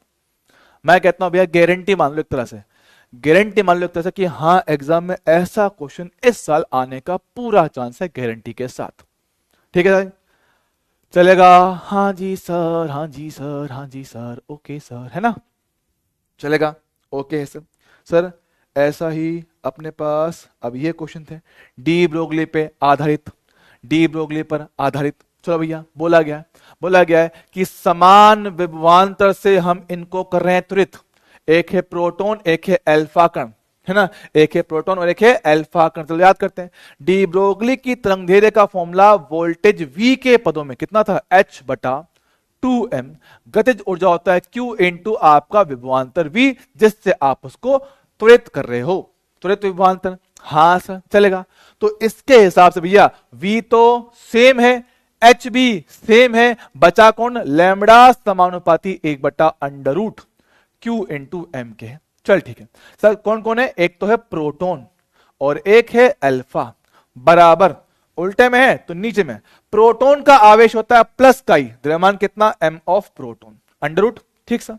और बात करें इसके ऊपर कौन है? अल्फा। अल्फा पे आवेश होता है 2e, द्रव्यमान होता है 4 गुना प्रोटॉन का। बहुत बढ़िया। हाँ सर ले भैया काटा पेटी कर देता हूं। E से E गया, MP से MP गया, 2 को 2 रहने दो, 4 का रूट कितना होता है? 2 हो जाएगा और उल्टा कर दिया, 2 का √2 और 4 का कितना? 2, तो 2√2/1, 2√2/1। ऑप्शन कौन सा? तीसरा, सी। ओके है सर? हाँ जी सर, एकदम बढ़िया, परफेक्ट परफेक्ट परफेक्ट, बेहतरीन। ठीक है बॉस, चल जाएगा। अगला सवाल नीट 2021 का सवाल है, नीट 2021 का सवाल है। बोला गया है नगण्य कार्यफलन। भैया ध्यान से पढ़ेंगे सवाल को, ये थोड़ा टिपिकल क्वेश्चन है और अच्छा सवाल है, मतलब इंपॉर्टेंट बोल सकते हो आप इसको, अच्छा सवाल है। नगण्य कार्यफलन मतलब कार्यफलन है ही नहीं, जीरो है। ठीक सर। प्रकाश सुग्राही सतह पर लैम्बडा तरंगदैर्घ्य का एक विद्युत चुंबकीय तरंग आके टकराता है। चल ठीक है, क्वेश्चन को जरा आराम से पढ़ते। कैसे? एक सरफेस है, वहां पर आके हमारे पास लैम्बडा का एक प्रकाश आके टकराए, तो आपतित प्रकाश की ऊर्जा Hc/लैम्बडा लिखते हो। करेक्ट? यस। अब वो कहता है कि कार्यफलन है ही नहीं, मतलब कि आपको इलेक्ट्रॉन को निकालने के लिए ऊर्जा जो चाहिए कितना? जीरो। मतलब अगर ये फोटोन आके टकराएगा किसी इलेक्ट्रॉन से, ये फोटोन अगर आके टकराया किसी इलेक्ट्रॉन से, तो इलेक्ट्रॉन निकलेगा बाहर इतनी ही ऊर्जा के साथ कि जिस ऊर्जा से प्रकाश आया था वो सारा ऊर्जा इलेक्ट्रॉन को मिल जाएगा बड़े आराम से। इलेक्ट्रॉन को ये ऊर्जा मिल जाएगा बड़े आराम से। हाँ सर, ठीक सर। आगे बढ़ते हैं। यदि सतह से उत्सर्जित m द्रव्यमान के फोटो इलेक्ट्रॉन की डी ब्रोगली लैम्बडा डी हो तो इनमें से सही संबंध क्या होगा? चल बात करता हूं सर। अब तो ये इलेक्ट्रॉन है, इलेक्ट्रॉन के लिए डी ब्रोगली तरंगदैर्घ्य, इलेक्ट्रॉन के लिए डी ब्रोगली तरंगदैर्घ्य क्या बोलते हैं भैया? Lambda D. क्या बोलते हैं भैया? Lambda D. H बटा कितना बोलोगे? 2m इंटू ऊर्जा E, गतिज ऊर्जा E। हाँ सर, ऐसा हमने पढ़ा हुआ है। और जो उसकी ऊर्जा E है वो तो ये रहा, डाल दो, तो लैम्बडा डी बराबर आपका H बटे में 2m, इसकी ऊर्जा K कितना? इसी के बराबर आएगा Hc बटे लैम्बडा होगा √ के साथ। चल ठीक है सर। उसने आपसे पूछा है लैम्बडा बराबर या लैम्बडा डी बराबर, लैम्बडा बराबर लैम्बडा बराबर लैम्बडा बराबर। सर ठीक है, तो हम लैम्बडा सोल्व करते हैं। ठीक है, ये लैम्बडा ऊपर लिया या फिर क्या करो, दोनों तरफ वर्ग कर लो। वर्ग करने पर, दोनों तरफ वर्ग करने पर सर उससे रूट हट जाएगा, तो लैम्बडा डी का वर्ग लैम्बडा डी का स्क्वायर, h का वर्ग h का स्क्वायर, नीचे से रूट हट जाएगा, तो 2m Hc बटे लैम्बडा, लैम्बडा चला गया ऊपर। Okay sir. अब एक h से एक h काट दो, लैम्बडा निकालना तो इनको उठा के यहां लाओ, तो 2mc इधर आएंगे, तो 2mc साथ में कितना? लैम्बडा डी का स्क्वायर बटे में कितना? h जाएगा, और ये मेरे पास क्या है? मेरे पास क्या है? लैम्बडा का वैल्यू निकल कर आ गया। देख लो भैया, इसके आधार पे कौन सा ऑप्शन करेक्ट है? 2mc बटा h इंटू लैम्बडा डी का स्क्वायर कौन सा है? Option number 2। Option number B आपका सही आंसर बनेगा। अच्छा सवाल है, टिपिकल क्वेश्चन है, बहुत प्यारा सवाल था। ठीक है भैया, एग्जाम में आया था नीट 2021 में, बढ़िया और प्यारा सवाल था। ठीक है बॉस, चलेगा? हाँ जी सर, हाँ जी सर, हाँ जी, हाँ जी सर, हाँ जी सर, हाँ जी सर। ओ साहब जी, सही है आंसर, बढ़िया है बाबू, चलेगा? Done sir. चलो भाई, 3 सवाल और बच रहे हैं। नीट 2016, नीट के इतिहास का अब तक का सबसे मुश्किल सवाल, नीट के इतिहास का आज तक का सबसे मुश्किल सवाल जो देखते हैं, है ना? द्रव्यमान m के इलेक्ट्रॉन किसी फोटोन की समान ऊर्जा E कुछ इलेक्ट्रॉन वोल्ट के परास में है। चल ठीक है, मेरे पास क्या है, एक तो इलेक्ट्रॉन है और फोटोन है, दोनों की समान ऊर्जाएं E दिया हुआ है। ठीक सर, तो इलेक्ट्रॉन और फोटोन से संबंधित डी ब्रोगली तरंगदैर्घ्य का अनुपात मेरे पास क्या होगा? चल बात करते हैं। ठीक है, बात समझते हैं। देखो, बात करें फोटोन। सर फोटोन की ऊर्जा आप लोग लिखते हो hc बटे लैम्बडा, करेक्ट है? हाँ सर, ये बात कर रहा हूं फोटोन का। और हमारे पास, सो बोल दो फोटोन करते हैं, फोटोन P, ठीक है, P फॉर फोटोन। और हमारे पास हम जो बात करते हैं डी ब्रोगली, डी ब्रोगली के हिसाब से अगर बात की जाए, ठीक है, डी ब्रोगली के हिसाब से अगर बात की जाए, सर लैम्बडा इलेक्ट्रॉन की बात कर रहा है, तो H/2m इंटू उसकी गतिज ऊर्जा E लिख दूंगा। E मेरे पास वहां से यहां पर डाल सकते हो? हाँ सर, डाल सकता हूं, है ना? मेरे पास क्या है, दोनों का ऊर्जा हमें सेम टू सेम बोला गया है, फिर डायरेक्ट छोड़ो, अपने का निकालना है। सर अपने को चाहिए इनकी लैम्बडाओं का अनुपात। चल ठीक है, यहां से लैम्बडा निकालना, लैम्बडा P कितना आएगा? hc बटा E। यस सर, ये हुआ फोटोन का लैम्बडा, उसका लैम्बडा मेरे पास ये रहा H/2m, E का अंडर रूट है। हाँ सर, एक काम करो, दोनों का अनुपात चाहिए, दोनों का आपस में भाग दो, दोनों का आपस में भाग दो। अच्छा उल्टा बोल रहा है क्या? उल्टा बोल रहा है भैया, 2:1 करता हूं। सर क्यों? क्योंकि उसने कहा है इलेक्ट्रॉन का अनुपात चाहिए फोटोन के साथ। ठीक है, उसने कहा है कि इलेक्ट्रॉन का अनुपात चाहिए फोटोन के साथ, तो इलेक्ट्रॉन का अनुपात फोटोन के साथ, तो 2/1 करते हैं। ले भैया देखो, करता हूं, लैम्बडा इलेक्ट्रॉन लैम्बडा फोटोन, कितना मेरे पास है? इलेक्ट्रॉन का H/2m E का अंडर रूट, ठीक, इनटू मेरे पास क्या है, 1 डिवाइड में है कितना, 1/hc बटा E जाएगा। चल ठीक है भैया, काटा पिटी शुरू की जाए। देखो मेरे पास H से H चला गया, रूट E से इसको काटोगे तो रूट का E बचेगा। ठीक, तो रूट के अंदर E है और 2m है, तो E और 2m तो रहा रूट के अंदर और C रहेगा बाहर, ये आएगा इनका आंसर। तो E बटा 2m, E बटा 2m तो रूट के अंदर पावर 1/2 और C मेरे पास नीचे, ऑप्शन कौन सा? तीसरा, ऑप्शन सी है, यह आपका आंसर बनेगा। सर बहुत बढ़िया, शाबाश शाबाश शाबाश। ठीक है, चलेगा दोस्त? सर एकदम बढ़िया, परफेक्टली चलेगा, दौड़ेगा शानदार तरीके से। ठीक है, चलो भाई आगे बढ़ते हैं। ये मेरे पास ग्राफ पूछा गया, ये आपका शायद नीट में आया हुआ क्वेश्चन था, नीट 2024 का या 23 का है, वजह चेक कर लेता हूं कौन से नीट में आपका क्वेश्चन ये आया था। ये आपका नीट 2024 का था, नीट 2024 का सवाल है ये। ठीक है, बोला गया कि डी ब्रोगली तरंगदैर्घ्य में बात कर रहा है, उसमें 1/λ² का गतिज ऊर्जा के साथ क्या ग्राफ मेरे पास आएगा। डी ब्रोगली तरंगदैर्घ्य ऊर्जा के पदों में H/2m इंटू E पढ़ते हैं। हाँ सर, उसने करना λ², तो λ² करते हैं। सर दोनों तरफ वर्ग करो, वर्ग करेंगे तो लैम्बडा का स्क्वायर लैम्बडा स्क्वायर हो जाएगा, h का स्क्वायर h स्क्वायर हो जाएगा, यहां पर रूट मेरे पास हट जाएगा। चल ठीक है, तो उसमें क्या है, लैम्बडा स्क्वायर बटे में, तो तुम्हें बटा कर दो, अल्टी पल्टी मार दो, उल्टा करो, तो लैम्बडा का उल्टा 1/λ², यहां भी चीजें उल्टी हो जाएंगी, तो उल्टा किया जाए तो 2me बटे h का स्क्वायर। देखना, जो वो कहता है कि सर 1/λ² जो है वो समानुपाती है E के। हाँ सर, तो ये चीज आपने लिया y अक्ष पे, ये लिया आपने x अक्ष पे, तो y समानुपाती x, मतलब कि सरल रेखीय ग्राफ होगा। ऑप्शन कौन सा? दूसरा, ऑप्शन कौन सा? दूसरा। नीट 2024 में आया हुआ सवाल था ये, ठीक है।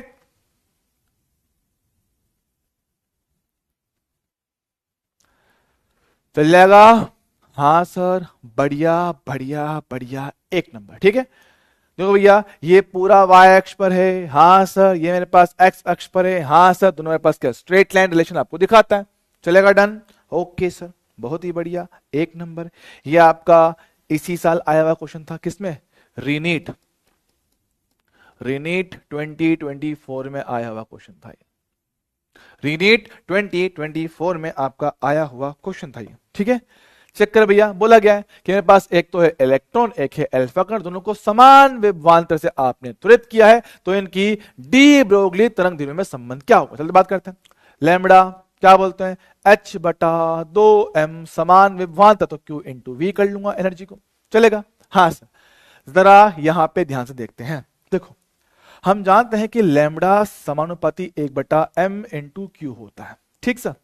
अच्छा, इलेक्ट्रॉन की बात करते हैं। इलेक्ट्रॉन का द्रव्यमान बहुत कम होता है, उसका आवेश E भी कम ही होता है। चलिए मेरे पास देखो, इसका आवेश E, इस भाई साहब का 2e, इसका द्रव्यमान Me बहुत कम होता है, इसका प्रोटॉन का भी 4 गुना है भैया। तो मेरे पास क्या है? इलेक्ट्रॉन के लिए नीचे लिखी गई दोनों चीजें क्या होती है? कम होती है।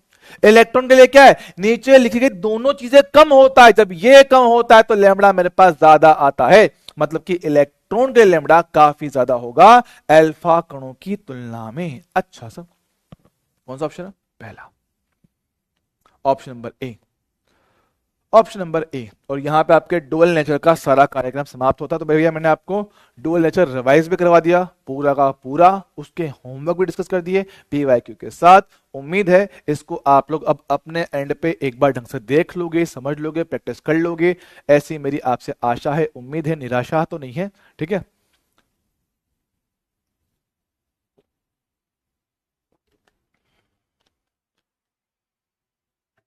ठीक है बॉस, चलो। तो भैया यहां पर इस चैप्टर को करते टाटा बाय बाय। अगला चैप्टर मेरे पास क्या है? एटम। एटम। अब एटम भैया, इसके बारे में क्या है ना, एक थोड़ा बहुत आप केमिस्ट्री में पढ़ चुके हो। इसका नाम क्या है? इसके बारे में आप लोग थोड़ा बहुत केमिस्ट्री में पढ़ चुके हो, है ना। केमिस्ट्री में इसके बारे में भैया थोड़ा बहुत पढ़ लिया है, और उसी कारण से मैं थोड़ा सा आगे बढ़ाऊंगा, तो उसको थोड़ा ध्यान से सुनेंगे, ठीक है। केमिस्ट्री में इसके बारे में पढ़ चुके सर? जी हाँ। और उसी कहानी को थोड़ा सा हम लोग आगे बढ़ाएंगे, तो उस पर ज्यादा लोड अपने को नहीं लेने का है दोस्त, ठीक है, समझेंगे। अच्छा, हम लोग ये बात जानते हैं ना कि सर बचपन से एक बात सुनते हुए आ रहा है, सर कौन सी बात? कि सर वही कि सर प्रत्येक पदार्थ छोटे छोटे छोटे छोटे छोटे कणों से मिलकर बना होता है। प्रत्येक पदार्थ छोटे छोटे छोटे कणों से मिलकर बना होता है। हाँ सर, जो छोटे छोटे कणों से मिलकर बना होता है उसे हम लोग कहते हैं परमाणु। हाँ जी सर। और परमाणु के अंदर होता है एक नाभिक, है ना। परमाणु के अंदर क्या होता है? नाभिक होता है सर। जी हाँ, नाभिक के अंदर क्या होता है? प्रोटॉन होते हैं, न्यूट्रॉन होते हैं, और उसके चारों तरफ क्या होता है? इलेक्ट्रॉन लगाता है चक्कर। हाँ सर, बात जानते हो क्या? हाँ सर, प्रत्येक पदार्थ छोटे छोटे छोटे कणों से मिलकर बना होता है, इसको क्या बोलते हैं? परमाणु। लेकिन भैया ये बात तुम लोग जानते कैसे हो? ये बात तुम लोग जानते कैसे हो?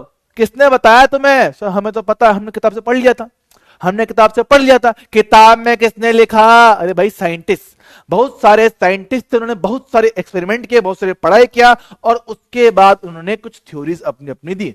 अब ऐसा नहीं है कि भैया एक ही बार में एकदम बिल्कुल सही इंफॉर्मेशन निकल के आ गया, ना ना ना ना ना, ना। ऐसा बिल्कुल नहीं हुआ भाई। लोगों ने बहुत मेहनत की था, लोगों ने बहुत सारी मेहनत किया है, बहुत सारे एक्सपेरिमेंट किए, बहुत सारे अपनी थ्योरीज को दिया, और उनके बाद में जाके कहीं जाके थोड़ा बहुत सही निकल के एक आधे निकल के आया। पूरी तरह से तो आज कोई भी नहीं, पूरी तरह सही थ्योरी आज तक कोई भी नहीं दे पाया है। लेकिन हाँ, लेकिन हर एक साइंटिस्ट का अपना अपना एक्सपेरिमेंट रहा, उसके अपने अपने इंपॉर्टेंस रही है। तो जरा एक बार उन पर से नजर डाल ली जाए, अच्छा है ना। ठीक है, ठीक है, बात करते हैं क्या बोलते हैं मेरे पास। शॉर्ट में कहानी ये है कि भैया परमाणु, परमाणु को खोजने के लिए अलग अलग साइंटिस्ट ने अपने दिमाग का थोड़ा सा इस्तेमाल किया। मतलब बहुत इस्तेमाल किया। उसमें सबसे पहले हमारे पास थे थॉमसन भैया। थॉमसन ने कहा कि भैया मैं खाऊंगा तरबूज, और तरबूज खाते हुए जो दिमाग में आएगा मैं उसी बातें कर डालूंगा। तो उसने कहा कि जैसे तरबूज होता है, तरबूज होता है गोल गोल, हाँ सर गोल तो नहीं होता सर, थोड़ा अंडाकार होता है, लेकिन मान लो ठीक है एक तरबूज है गोल गोल। सर तरबूज क्या है, एक ठोस संरचना, एक ठोस गोला है जिसके अंदर क्या होता है, छोटे छोटे छोटे छोटे बीज लगे होते हैं। हाँ सर, तो इसने कहा कि भैया हमारे पास जो परमाणु की संरचना होता है वो बिल्कुल तरबूज के जैसा होता है, तो बिल्कुल गोल संरचना होता है, ठोस संरचना होता है, जिसमें धनात्मक आवेश पूरे के पूरे आयतन पर समान रूप से बटा हुआ होता है, जैसे कि लाल लाल होता है ना। तरबूज के अंदर जैसे लाल लाल पदार्थ होता है, बिल्कुल वैसे ही परमाणु के अंदर धनात्मक आवेश एक समान रूप से बटा हुआ रहता है। सर ठीक है, और जैसे कि तरबूज के अंदर छोटे छोटे छोटे छोटे छोटे छोटे छोटे बीज होते हैं, हाँ सर वो बीज की जगह पे यहां पे क्या होता है, इलेक्ट्रॉन होता है ना। क्या बोलते हैं इसको, इलेक्ट्रॉन होता है। अच्छा, तो इसने क्या कहा कि परमाणु एक धन आवेशित गोला होता है जिसमें इलेक्ट्रॉन बीच बीच में तरबूज के बीज के समान उपस्थित होते हैं, ऐसा उसने कहा, ऐसा उसने कहा। हालांकि बाद में ये बातें गलत साबित हुई। क्यों? क्योंकि परमाणु जो कुछ आपके प्रॉपर्टीज दिखाता है, ये मॉडल उस चीज को समझा नहीं पाया। तो क्या बोलते हैं, देखो क्या इस मॉडल के द्वारा परमाणुओं के स्पेक्ट्रम की व्याख्या नहीं की जा सकती। ये स्पेक्ट्रम क्या होता है, स्पेक्ट्रम क्या होता है, कोई मेनू बताएगा क्या, कोई मेनू बताएगा कि स्पेक्ट्रम का चीज होता है, बताओ मेरे लाल स्पेक्ट्रम की चीज होता है। समझाता हूं, चलो याद करते हैं। मैंने आपको कभी एक चीज कही थी, मैंने कभी आपको एक चीज बताया था सर, क्या कि सर हमने एक चैप्टर पढ़ा था सर, कौन सा, वो उष्मा का संचरण, जानना पड़ता कंडक्शन, कन्वेक्शन, रेडिएशन, याद है, चालन, संवहन, विकिरण। हाँ हाँ हाँ, मैंने कहा था विकिरण में कि हर एक पदार्थ प्रकाश का उत्सर्जन करता है, चाहे वो आप हो, मैं हूं, ये बोर्ड है, पेन है, पेंसिल है, लड़का है, लड़की है, मादा है, नर है, जानवर है, इन मनुष्य है, हर एक चीज क्या होता है, वो प्रकाश का उत्सर्जन करता है। अब ये कैसे करता है वो मैं इस चैप्टर में समझाऊंगा, लेकिन हाँ कि जो प्रकाश का उत्सर्जन होता है, प्रकाश मेरे पास आएगा तो जो उसकी ऊर्जा लिखते हो, हाँ सर एच न्यू लिखते हो, या एच सी बटे लैम्बडा लिखते हो, हाँ सर। अब याद करो सब बचपन से लेकर अभी तक हमने जो प्रकाश पढ़ा है उसमें हमने बहुत सारे नाम लिए हैं। याद करो जो तरंगे होती है, प्रकाश तरंगे सर रेडियो वेव्स होती हैं, माइक्रोवेव्स होती हैं, आपका यूवी रेज होती है, इंफ्रारेड होती है, और ये सब बहुत सारी होती हैं, एक्सरे होती है, गामा रे होती है, विजिबल रे होती है। हाँ सर, ये सब क्या है, सब के सब प्रकाश है, ये सब के सब मेरे पास क्या है, प्रकाश है भैया, सब के सब प्रकाश है।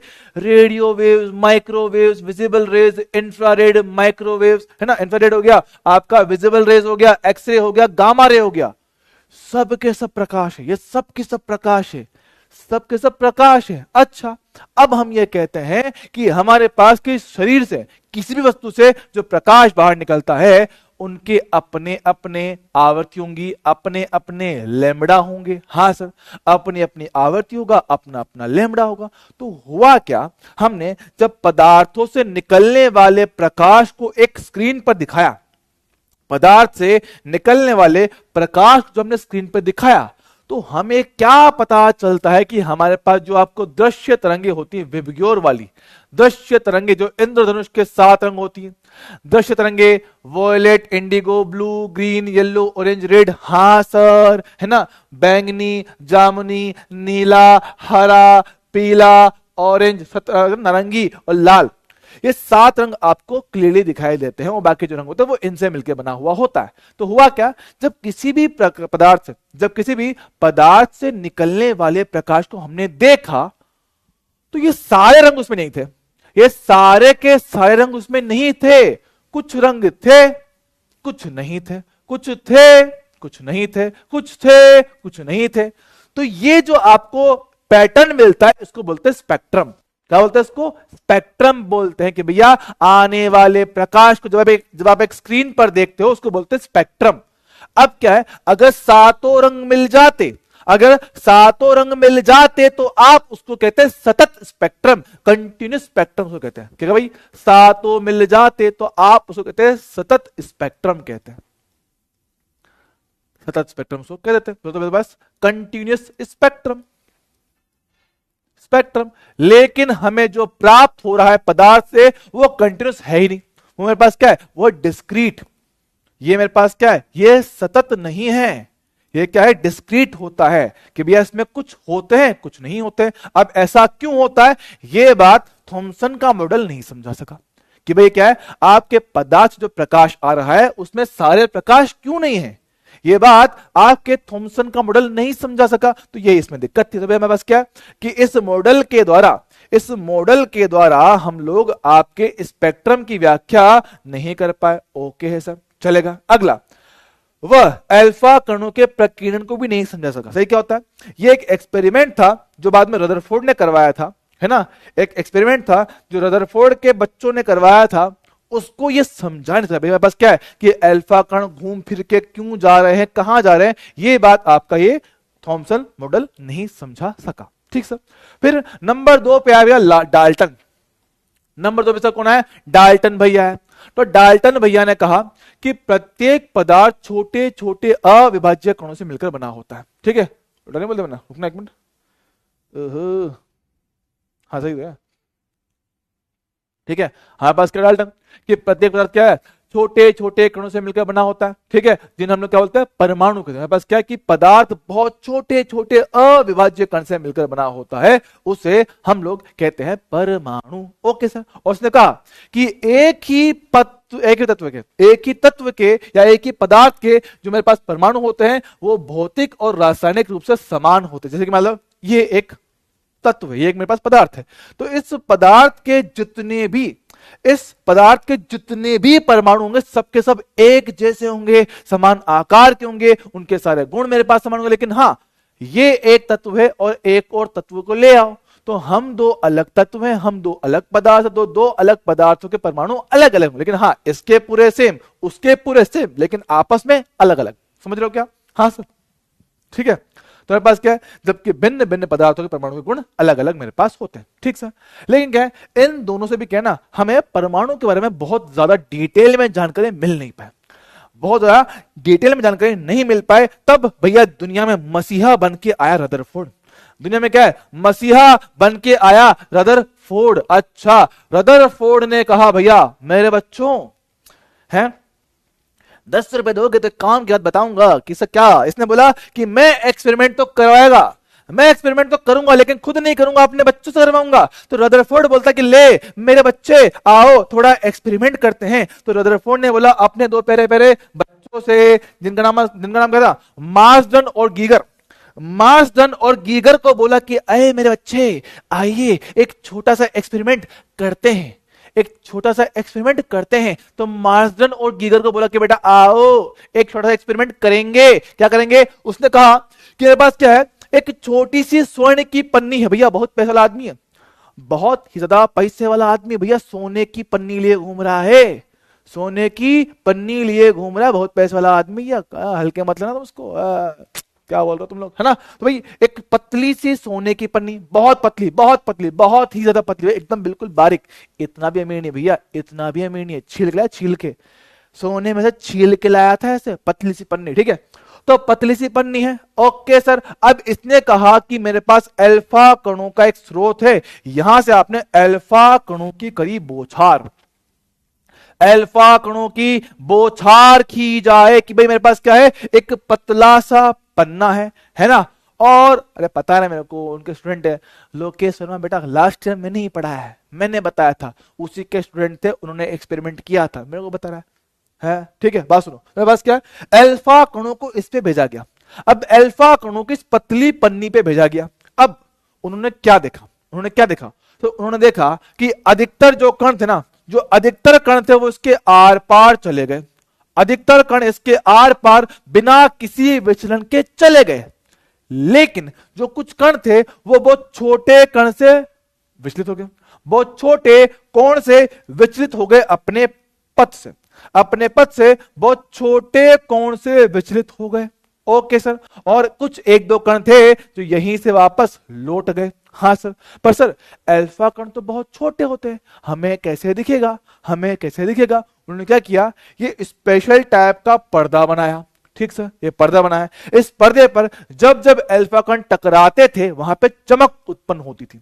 जब जब आपके अल्फा कण आके टकराते थे वहां पे चमक उत्पन्न होता था। अच्छा, तो उन्होंने क्या देखा कि भैया अधिकतम चमकदार हिस्सा तो पन्नी के ठीक पीछे है, मतलब जितने आपने अल्फा कण भेजे ना उनमें से अधिकतर कण तो आर पार चल के पीछे स्क्रीन पे टकरा है और वहां पे चमक उत्पन्न होगी। आय हाय, चमक रहा है, मजा आ रहा है, ओ हो, ठीक है। और कुछ चमक आपको थोड़ी सी कोण पे दिखा और बहुत कम यहां कहीं दिखा और एक आधे कण तो लौट के वापस आ गए यहां दिखे। अच्छा, है ना। तो अब ये पूरा एक्सपेरिमेंट आपने दिखा भाई, डायग्राम तो ये है। एक्चुअल में क्या हुआ है, असल में पन्नी के अंदर की कहानी कुछ ऐसे, असल में पन्नी के अंदर की कहानी कुछ ऐसे कि मेरे पास क्या है, ये आपका एक परमाणु है। ओके सर, ये आपका परमाणु था। परमाणु से बहुत ही छोटी संरचना होता है। इस परमाणु पर आपने बहुत सारे अल्फा कणों को भेजा ऐसे, बहुत सारे अल्फा कण यहां से गए। हाँ सर, बहुत सारे अल्फा कण पास क्या है, यहां से चले गए। ओके है सर, बहुत सारे अल्फा कण यहां से चले गए। अब जब बहुत सारे अल्फा कण यहां से गए तो हमने क्या देखा कि सर इस अल्फा कण से क्या है, आपके जो अधिकतम अल्फा कण थे वो आर पार, यहां से आर पार चले गए, है ना। यहां से मेरे पास वो बिल्कुल आर पार चला गया, यहां से आर पार चला गया, यहां से आर पार चले गए, यहां से आर पार चले गए। मेरे पास क्या है, ये संरचना बहुत छोटा है। ये तो हमने डायग्राम को बड़ा करके दिखाया है, ये तो हमने डायग्राम को बड़ा करके दिखाया, वरना वास्तव में तो ये बहुत छोटा होता है। तो अधिकतम अल्फा कण आर पार चले गए, आर पार चले गए, है ना। तो इससे एक बात क्या साबित हुई, तो इससे साबित ये हुआ कि भैया मेरे पास क्या है कि आपका जो अधिकतर अल्फा कण जो आर पार जा रहे हैं उससे क्या साबित हुआ, उससे साबित हुआ भैया ये, अरे रुक जाओ, ये नहीं, ये रहा पहला पॉइंट कि भैया आपके स्वर्ण पन्नी के अधिकांश अल्फा कण बिना किसी विचलन के आर पार चले गए। उससे क्या साबित हुआ कि परमाणु का अधिकांश भाग क्या है, खाली है। परमाणु का अधिकांश भाग तो खाली है। अच्छा, है ना, है ना, है हम लोगों से तो हमारा, अच्छा ठीक है। क्या कहते हैं, हमें क्या बात है कि भाई हमें यहां से एक चीज क्लियर होता है कि मेरे पास क्या है, आपके परमाणु, इसको हटाओ रे यार, ठीक है, यहां देखो, ठीक है। मेरे पास क्या, क्योंकि आपके अधिकांश अल्फा कण बिना किसी विचलन के आर पार चले गए, मतलब कि परमाणु का अधिकांश भाग खाली होता है। चल ठीक है। फिर हमने देखा अपने एक्सपेरिमेंट में, हमने देखा अपने एक्सपेरिमेंट में कि सर क्या हुआ कि कुछ अल्फा कण मेरे पास ऐसे थे जो कुछ कोण से विचलित हुए। देखो मेरे पास, हाँ सर, कुछ कण मेरे पास ऐसे थे जो मेरे पास क्या है, अल्प कोण से विचलित हुए, अपने रास्ते से घूम गए। ये क्यों हुआ, ये क्यों हुआ, समझाता हूं। अल्फा कण पे आवेश होता है प्लस का 2e, करेक्ट। नाभिक, क्या नाभिक पे भी भैया प्लस का आवेश होता है क्या, अरे हाँ सर, नाभिक पे भी प्लस का ही आवेश होता है। कैसे, हमने पढ़ा है सर, नाभिक में कौन होता है, न्यूट्रॉन और प्रोटॉन। भाई तुम्हारे पास तो आवेश नहीं है ना, लेकिन प्रोटॉन भाई तेरे पास तो आवेश है, तेरे पास तो आवेश है। तो नाभिक पे क्या है, दोनों को मिलाया जाता है, धनात्मक आवेश होता है, धनात्मक आवेश हमारे पास होता है। तो मेरे पास क्या है, धनात्मक आवेश इसका, धनात्मक आवेश तेरा, तो दोनों के बीच में क्या होता है, प्रतिकर्षण होता है। कूलाम के नियम से K Q1 Q2 upon R square है। हाँ सर, इनके बीच में क्या होता है, प्रतिकर्षण बल होता है। तो क्या होता है, जैसे ये आया, इस प्लस ने इस प्लस को दिया प्रतिकर्षण, प्रतिकर्षण के कारण थोड़ा सा दूर चला गया। अच्छा, तो इससे यह साबित हुआ कि बहुत थोड़े ही कण में विचलन हुआ, मतलब कि जो आपके नाभिक का जो धनात्मक आवेश है, जो आपके परमाणु का धनात्मक आवेश है, वो एक बहुत छोटे से भाग के अंदर सीमित है। बहुत छोटे से भाग के अंदर आपका धनात्मक आवेश रहता है, जिसे हम लोग क्या कहते हैं, नाभिक कहते हैं। क्या बोलते हैं, तो कुछ अल्फा कण बहुत अल्प कोण से विचलित होते हैं तथा बहुत थोड़े कण 90 डिग्री से अधिक कोण से विचलित होते हैं। अर्थात परमाणु के केंद्रीय भाग में कुछ धनात्मक आवेश होगा, जिसे हम लोग क्या कहते हैं, नाभिक कहते हैं।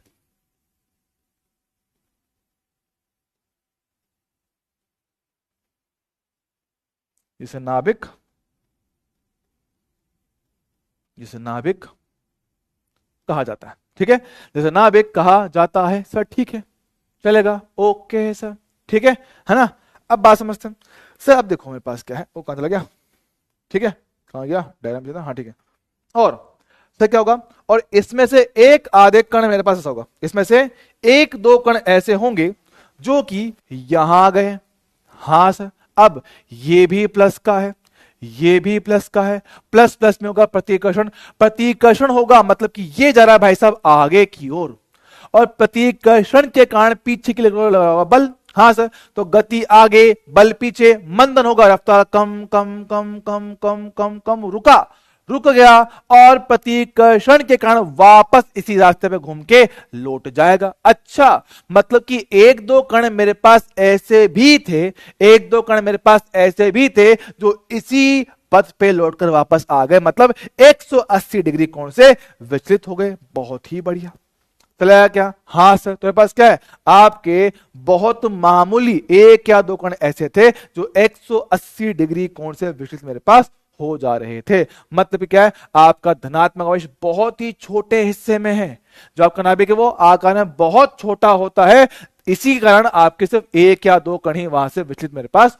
हो पा रहे हैं 180 डिग्री कोण पर। ठीक सर, लास्ट पॉइंट कि सर किसी कोण से विचलित होने वाले कणों की संख्या जो होता है वो इस फॉर्मूला से हम लोग देते हैं। मतलब कहानी कुछ ऐसे, मेरे पास क्या है, विचलित होने वाले कणों की संख्या समानुपाती 1/sin की पावर 4 थीटा बटा 2। ध्यान सुनेगा सर, n मेरे पास क्या है, थीटा कोण से विचलित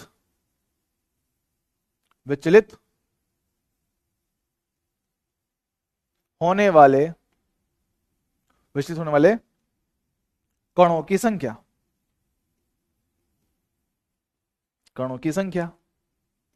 और छोटा बस क्या है, थीटा हम लोग कहेंगे विचलन कोण। अब ये भैया ये फॉर्मूला कहां से आया, ये फॉर्मूला भैया आपका है एक्सपेरिमेंट से, फॉर्मूला आया एक्सपेरिमेंट से। हमने देखा कि मेरे पास क्या n जो आपका अधिकांश भाग था, याद करने कहा था, अधिकांश भाग तो बिना किसी विचलन के चले जाते हैं, तो n जब ज्यादा है थीटा का वैल्यू काफी कम था, ऑलमोस्ट कितना 0 डिग्री, अधिकांश मैक्सिमम n तो बहुत कम कोण से विचलित हुआ था, और जब आपने विचलन कोण को थोड़ा थोड़ा बढ़ाया मेरे पास n का वैल्यू कम होता चला गया। बात करो सर 0 डिग्री कोण से कितना विचलन, सर अधिकांश का, जो विचलन नहीं हुआ वो मैक्सिमम कण तो आर पार गए थे।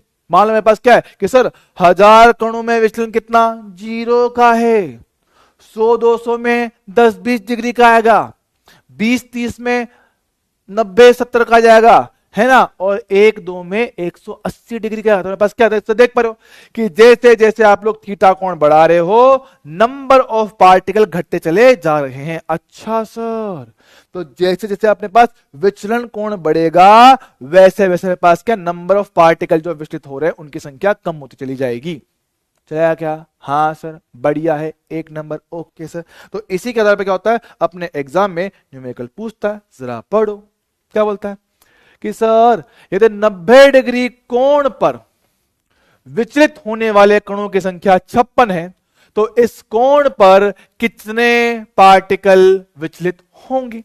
चल ठीक है, बात कर लेता हूं, कौन सी बड़ी बात है, देखो सर n समानुपाती 1/sin की पावर 4 थीटा बटा 2। चल ठीक है, तो इसके हिसाब से n1 बटे n2 क्या मेरे पास आएगा, sin थीटा 2 बटा 2 डिवाइड में sin थीटा 1 बटे 2, n की पावर कितना मेरे पास 4 होगा। हाँ जी सर, चलो बात करते हैं, थीटा 2 कितना 60, 60 बटा 2 कितना आएगा 30, 60 बटा 2 कितना 30, ओके। थीटा 1 बटा 2 90 बटा 2 45 आएगा, sin 45 आएगा, और n की पावर कितना है, पावर 4 है, ओके। sin 30 होता है 1/2, sin 45 कितना होता है 1/√2, ये कितना होगा मेरे पास, पावर 4 होगा। सजी हाँ, मेरे पास देखो 1/2 रूट 2 जाएगा ऊपर, तो √2/1 पावर कितना है 4, तो √2 से इसको काटो तो कितना √2 आएगा, √2 की पावर 4। सर पावर 4 का मतलब है कि √2 को खुद से ही 4 बार गुणा करना है, पावर 4 का मतलब तो यही होता है। हाँ सर, तो देखना √2 इंटू √2 2, √2 इंटू √2 2, 2 इंटू 2 कितना 4, तो 1/4 आएगा। सर ठीक है, N1 कितना था सर? N1 का वैल्यू था 56, ये मेरे पास है N2, जरा क्रॉस मल्टीप्लाई कर देते हैं। तो N2 बराबर 56 इंटू 4 कितना बचेगा? 224, 224, 224 ऑप्शन कौन सा? ये वाला 224। ओए क्या बात करो सर, इतना आसान? अरे भाई बिल्कुल, बहुत ही ज्यादा आसान क्वेश्चन है, बहुत ज्यादा पैट इजी क्वेश्चन है, तो इसको आप लोग आराम से, बहुत प्यार से, सुकून से, मजे में कर सकते हो मेरे दोस्त। ठीक है, अगर आपको मेरी बात कानों तक एकदम बराबर से पहुंच रहा है तो भैया इसको आगे कर सकते हैं क्या? हाँ जी सर, ठीक है।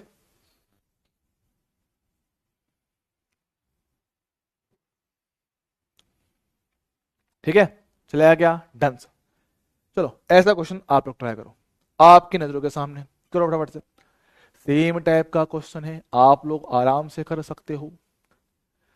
90 डिग्री पर प्रकीर्णित कणों की संख्या 28 है, तो 60 डिग्री के लिए कितना होगा और 120 के लिए कितना होगा, ये आपसे पूछा गया है।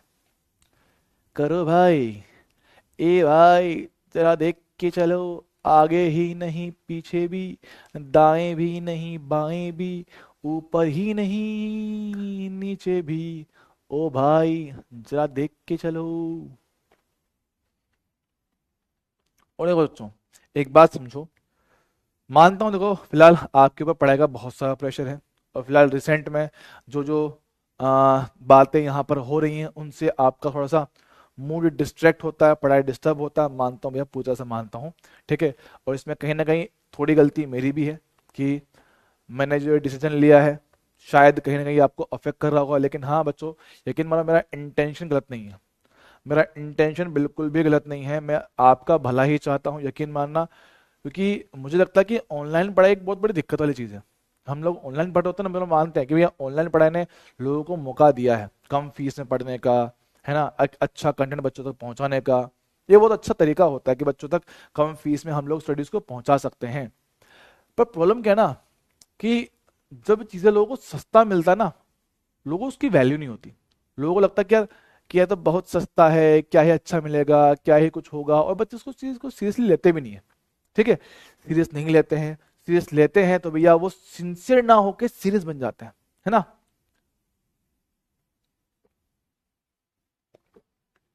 अगर आपने ध्यान दिया हो ना, अभी कुछ दिन पहले एक वीडियो आया था एनवी सर का, अगर आप लोग जानते हो तो, फिजिक्स के द ग्रेट फैकल्टी, द महान महान महान फैकल्टी, एनवी सर, नितिन विजय सर।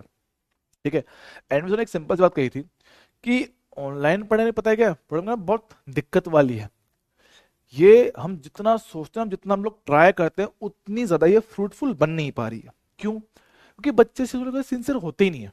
हम आपको पहले दिन से ही एक ही बात कहते आ रहे हैं कि भैया बच्चों अपना डेली का काम डेली कंप्लीट करो, अपना रिवीजन प्रॉपर करो, अपना होमवर्क पूरा करो, सब कुछ कंप्लीट करो, है ना। ये आप डेली के डेली कंप्लीट करते चलो तो आपका बैकलॉग भी नहीं होगा, आपकी पढ़ाई एकदम रेगुलर चलती रहेगी।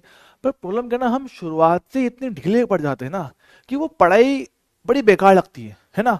और ऐसा नहीं कि भैया सब मोटिवेशन सिर्फ बच्चों को चाहिए होता, नहीं भैया, मोटिवेशन टीचर को भी चाहिए होता है। ये जो पढ़ा रहा है ये भी तो मोटिवेशन चाहता है, इसको हर तरह का मोटिवेशन चाहिए होता है। जब भैया आप भी इंसान हो, हम भी इंसान है, आप भी इंसान हो, हम भी इंसान है। जब मुझे बताओ, चलो ठीक, आप एक बात बताता हूँ कि मान लो आपने कोई टेस्ट दिया, आपने टेस्ट दिया, आपके टेस्ट में कुछ नंबर आए, है ना, कि मान लो आपके पहले टेस्ट में 400 नंबर थे, आपने मेहनत किया, 550 पहुंच गए, ठीक है, अच्छा लगेगा, खुशी होगी, खुशी बिल्कुल होगी। लेकिन अगर इसी स्कोर पे आके कोई टीचर आपको कह दे, आपके माँ बाप कह दे, आपके रिलेटिव आके बोल दे कि बेटा बहुत बढ़िया, अच्छा कर रहा है, और कोशिश कर, तू और अच्छा करेगा, तू पक्का इसमें सिलेक्शन निकाल लेगा, क्या ये बात सुन के दिल को खुशी नहीं मिलती है? क्या ये बात सुन के दिल को खुशी नहीं मिलती है? बताओ, कि ये सुन के भैया हाँ यार, अब थोड़ा अच्छा लगा कि हाँ यार, अपने किए गए एफर्ट को ना कोई तारीफ मिल रही है, अपनी की गई मेहनत की ना थोड़ा सा कोई कुछ पहचान मिल रहा है कि हाँ यार इस आदमी ने कुछ काम किया है, कि हाँ यार मजा आया यार, किसी ने आके तारीफ किया। हम करते हैं, हमें दिल से खुशी तो होती ही है, लेकिन भैया कोई अगर आके बोल दे, उसका एफर्ट कुछ अलग लेवल होता है भाई, भाई मजा आता है कि यार माँ बोल दे कि बेटा बहुत बढ़िया है। यकीन मानो, एक बार आंखें बंद करके सोचो, आंखें बंद करके सोच, है ना, आंखें बंद करके सोच कि भैया किसी दिन तेरे पापा तेरे पास आके बोले कि बेटा बहुत बढ़िया, शाबाश, वेरी गुड, तेरे सर पे जब उनका हाथ हो और बहुत प्यार से वो बोले कि बेटा बहुत बढ़िया बेटा, तूने मेरा नाम रोशन कर दिया, तूने मेरा सर ऊंचा कर दिया, कि तेरी वजह से आज मैं अपने इलाके में, अपने मोहल्ले में ना सर ऊंचा करके चल सकता हूँ। लोग मुझे बोलते हैं कि भाई हाँ, ये इस फलाने बच्चे का पापा है। फीलिंग आती है? फीलिंग आती है? अगर कोई ऐसा बोले, फीलिंग आएगी नहीं आएगी? हाँ सर। तो जिस चीज के लिए आप लोग तरसते हो ना, उस चीज के लिए भाई हम भी तरसते हैं। जिस चीज के लिए आप लोग तरसते हो ना, उस चीज के लिए हम भी तरसते हैं। एक बार के लिए पैसा वैसा सब जाए भाड़ में, पैसा सा सब जाए भाड़ में, लेकिन जब अपनी की गई मेहनत को कोई सराहता ना, कि भाई उसको कोई तारीफ करता कि हाँ बेटा तूने मेहनत की है, मेहनत किया है, जब वो चीज किसी से सुनने को मिलता है ना, वो दिल को एक अलग सुकून देता है, एक अलग कंफर्ट देता है ना? तो जिस चीज के लिए आप लोग तरसते हो ना, उस चीज के लिए हम भी तरसते हैं।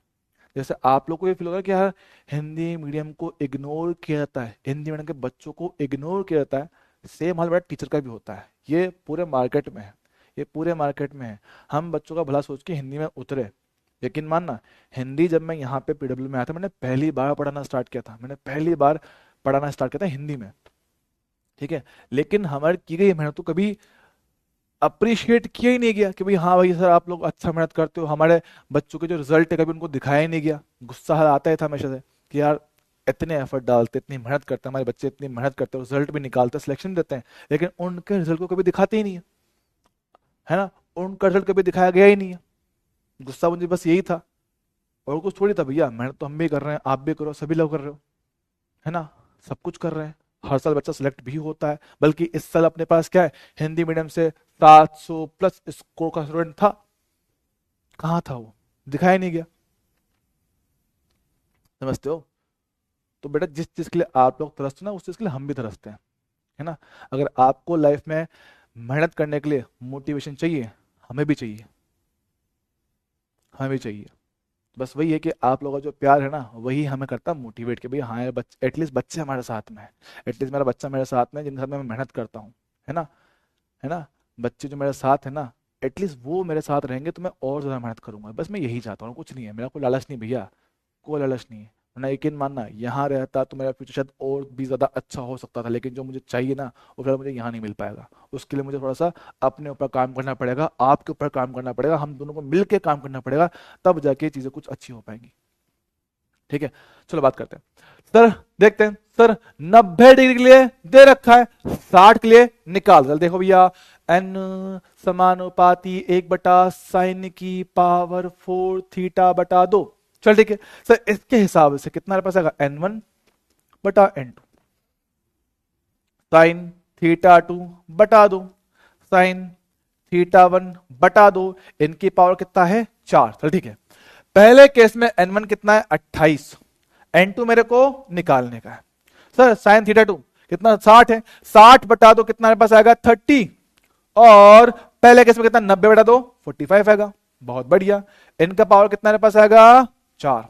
sin30 होता है 1/2, sin45 1/√2, पावर कितना, 4, √2 जाएगा ऊपर, 2 आएगा नीचे, पावर कितना, 4, पावर कितना मेरे पास, 4। तो √2 से इसको काट, कितना, √2 मेरे पास आएगा, कितना पास होगा, 28 बटे में कितना है, n2, √2 की पावर 4, यही बताया पीछे, 4 आएगा, क्रॉस मल्टीप्लाई कर दो, तो 28 इंटू 4, 4 8 32, 3 4 2 8 11, 112 रहेगा। तो 112 प्रति मिनट, ऑप्शन कौन सा, पहला, काम खत्म। अगला हमें निकालने की जरूरत है ही नहीं, क्योंकि भैया और कोई ऑप्शन है ही नहीं, डायरेक्ट मिल गया। हाँ जी सर, चलेगा सर, है ना?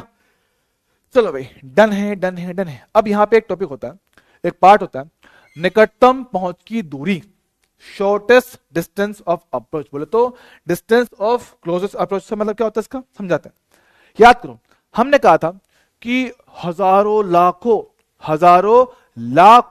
हमारे पास जो अल्फा कण थे, उनमें से एक अल्फा कण था जो 180 डिग्री कोण से हुआ विचलित, गया और लौट के वापस आ गया। हाँ सर, ऐसा हुआ था? हाँ सर, एक अल्फा कण ऐसा था जो लौट कर वापस आ गया। अच्छा सर, हुआ, तो बात समझते हैं।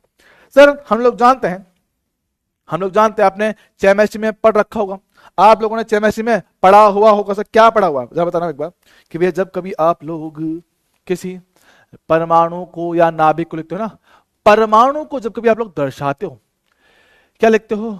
Z होता है, X होता है, A होता है। हाँ सर, तो इसमें Z क्या होता है? सर Z को हम लोग कहते हैं परमाणु क्रमांक। जानते हो क्या? हाँ सर जानता हूं, अच्छे से जानता हूं, परमाणु क्रमांक कहते हो। Okay sir.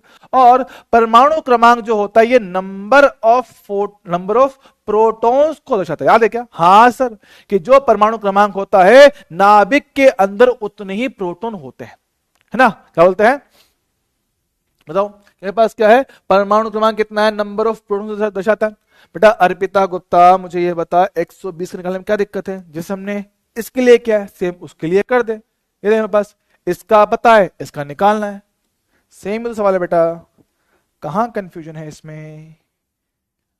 गुड़िया ऐसे ना कर, थोड़ी मेहनत कर, ऐसे कैसे काम चलेगा बाबू? देख N1 कितना है? 28 है। N2 मेरे को निकालने का है। थीटा 2 कितना है? 120। 120 का था कितना होगा? 60 डिग्री। साइन 90 कितना होगा? 45 हो जाएगा। पावर 4 करो, सॉल्व करना, आंसर आपको मिल जाएगा।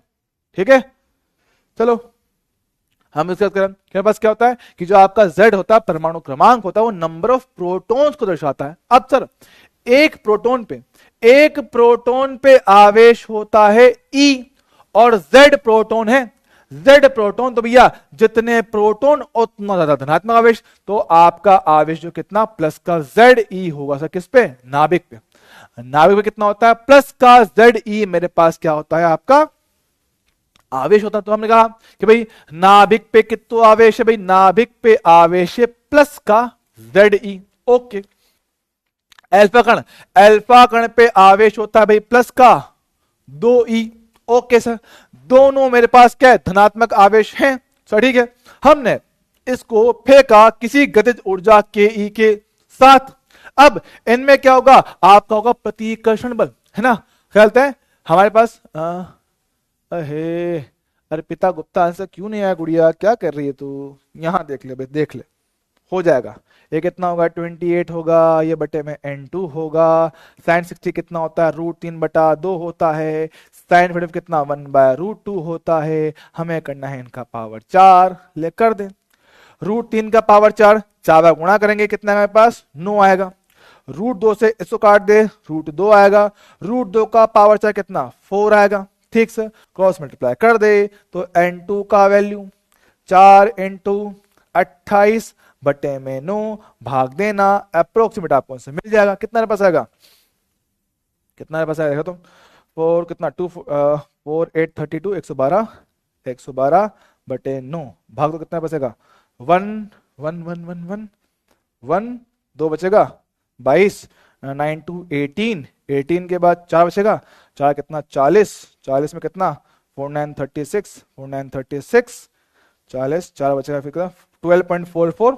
ये अपना आंसर है। बेटा मिल तो रहा है, कहां दिक्कत है? मिल तो रहा है।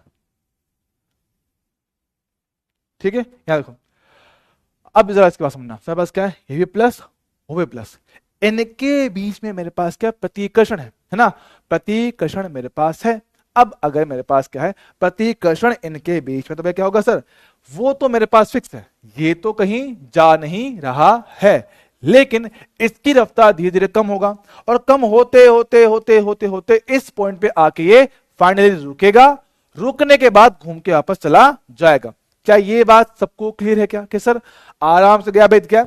ये गया एकदम धीरे धीरे के धीरे धीरे धीरे धीरे धीरे धीरे जा रहा है। ओके सर, रफ्तार कम कम कम कम कम कम कम रुका और रुकने के बाद वापस घूम के पीछे मेरे पास आ जाता है। हाँ सर, तो हमसे पूछता है कि निकटतम सबसे नजदीक ये कितना पहुंच पाएगा? ये आपसे वो पूछता है कि भैया सबसे नजदीक की दूरी इनके बीच में क्या प्राप्त होगी, हमसे वो ये पूछता है।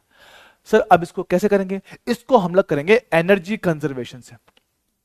भैया इसको किया जाएगा एनर्जी कंजर्वेशन। भैया इंपॉर्टेंट पार्ट है, एग्जाम में इस छोटे से टॉपिक से क्वेश्चन कम से कम 3 से 4 बार पूछा जा चुका है।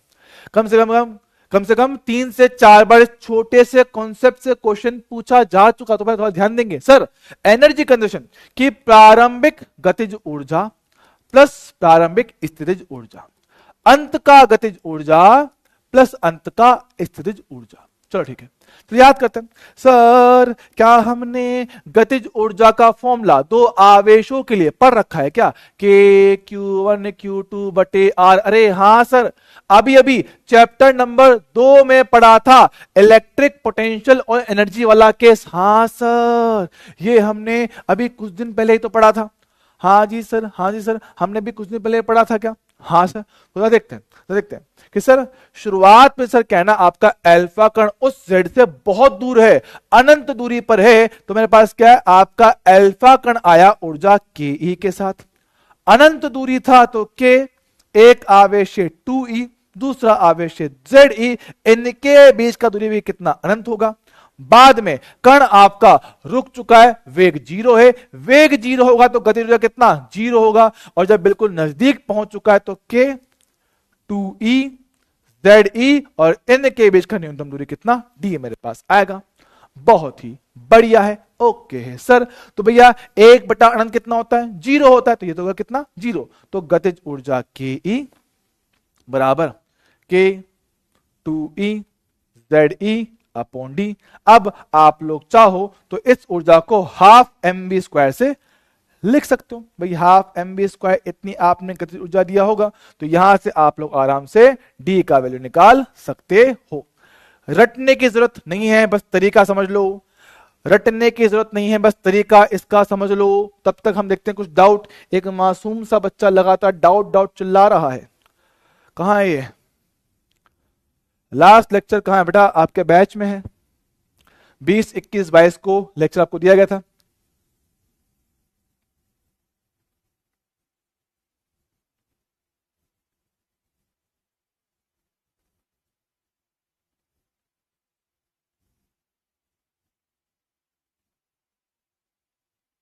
कहां गए ये?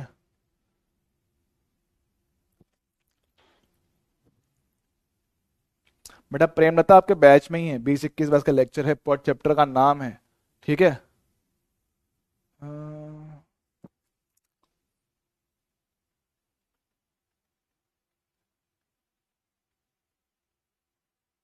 बेटा तेरा डाउट है कहां पर बे? कार्टून। सॉरी ब्रो, हमें आपका डाउट नहीं दिख रहा है। हाँ बेटा, एटम आपका स्टार्ट हो चुका है।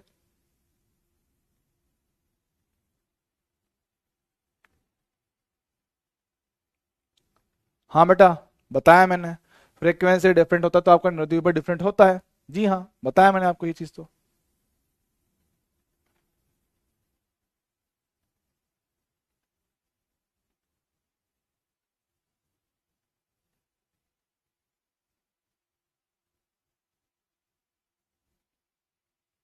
मैं जिसका भी जो बच्चा डाउट आउट करा था, उसका बड़ा डाउट यहाँ पे है तो नहीं, ठीक है।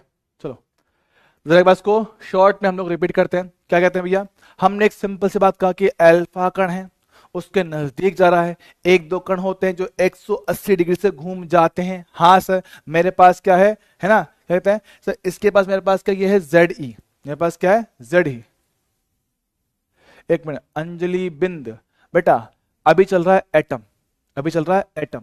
तो एटम का पिछले लेक्चर से कोई लेना देना नहीं है, अगर आप लोग ध्यान से सुनोगे तो। क्या कह रहा हूं? आप लोग ठीक से ध्यान से सुन लो, पढ़ लो, ऐसा कुछ नहीं है। और बेटा ऐसा नहीं होता है कि बैच में 4 बच्चों को रिकॉर्डिंग लेक्चर देंगे, बाकी को नहीं देंगे। बेटा वो बैच में डलता है, किसी बच्चे को स्पेशल अलग से भेजते नहीं है, किसी बच्चे को अलग से स्पेशल भेजते नहीं है, समझ रहे हो? कभी जिंदगी में बैच खोल के देखो तो आपको पता पड़ेगा। तो दिखाता हूं आपको कहां मिलता है। देखो भैया, आपका जब जाओगे ना, अरे कहां गया, पता नहीं कौन से नशे में खोए रहते हैं बच्चे। देखो आपका दिखाता है, ऐसे दिखाता है, ऐसे है ना, ऐसे दिखाता है। अब जब ऐसे दिखाता है तो इसमें क्या होता है, लिखा होता है माय बैचेस। माय बैच में क्लिक करोगे आपके सारे बैच दिख जाएंगे। इस बैच में आपका बैच का नाम क्या है, यकीन नीट हिंदी 2.0 लेट स्टडी। इस पे खोलना, जब इसको खोलोगे लेट स्टडी के अंदर होता है फिजिक्स का कॉलम। फिजिक्स पे क्लिक करोगे तो सारे लेक्चर यहाँ पे दिख जाएंगे। और इसमें मेरे पास क्या है, आपका चैप्टर नंबर कौन सा, 18 लिखा गया है, विकिरण और पदार्थ की द्वैत प्रकृति। ये रहे, ये आपके तीनों लेक्चर आपको यहाँ दिख जाएंगे। ये देखो 3 लेक्चर हैं, तीनों यहाँ पे आपके हैं। ठीक है, तो बेटा वो आपके पास दिए हुए हैं, कभी खोल के देखो कॉपी किताब को तो पता पड़े। पता नहीं, बस चैटिंग में मन पूरा लगा के रखते हैं। तो बात सुनो, हम क्या करते हैं, सर मेरे पास क्या है, अल्फा कण आया किसी गतिज ऊर्जा के साथ, नाभिक पे कितना आवेश है, प्लस का Ze, दोनों क्या है, धनात्मक आवेश है, इनके बीच में होगा प्रतिकर्षण बल। सर हाँ है ना, मेरे पास क्या है, प्रतिकर्षण बल होंगे। हाँ तो क्या हो गया, ये रुका हुआ है, आया, रफ्तार कम कम कम कम कम कम कम कम, रुका और घूम के वापस चला गया। तो भैया शुरुआत में गतिज ऊर्जा थी, यहां पे ऊर्जा 0 हो गया, दूरी हमारे पास d है, ये d दूरी हमें निकालना है, इसको बोलते हैं निकटतम पहुंच का दूरी। ओके है सर, चलेगा, ओके। तो हम लोग कहते हैं मेरे पास क्या है, एनर्जी कंजर्वेशन, प्रारंभ की गतिज ऊर्जा, प्रारंभ की स्थितिज ऊर्जा, अंत का गतिज, अंत का स्थितिज। सर ठीक है, तो प्रारंभ में अल्फा कण को ऊर्जा दे रखा है, शुरुआत में इनके बीच में दूरी बहुत ज्यादा होता है, तो के पहला आवेश 2e, नाभिक का Ze, दूरी कितना, अनंत। जब बिल्कुल नजदीक पहुंच चुका है, ये पार्टिकल रुक गया तो इसका गतिज ऊर्जा कितना, 0 होगा। पोटेंशियल के Q1 Q2 बटे R रखा। सॉल्व करने पे आप लोग यहां पे निकाल सकते हो। क्या इसमें मुझे कोई दिक्कत है क्या, क्या इसमें हमें कोई दिक्कत है क्या?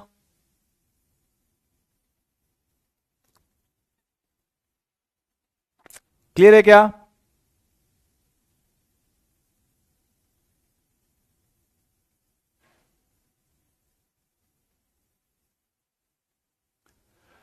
क्लियर है क्या?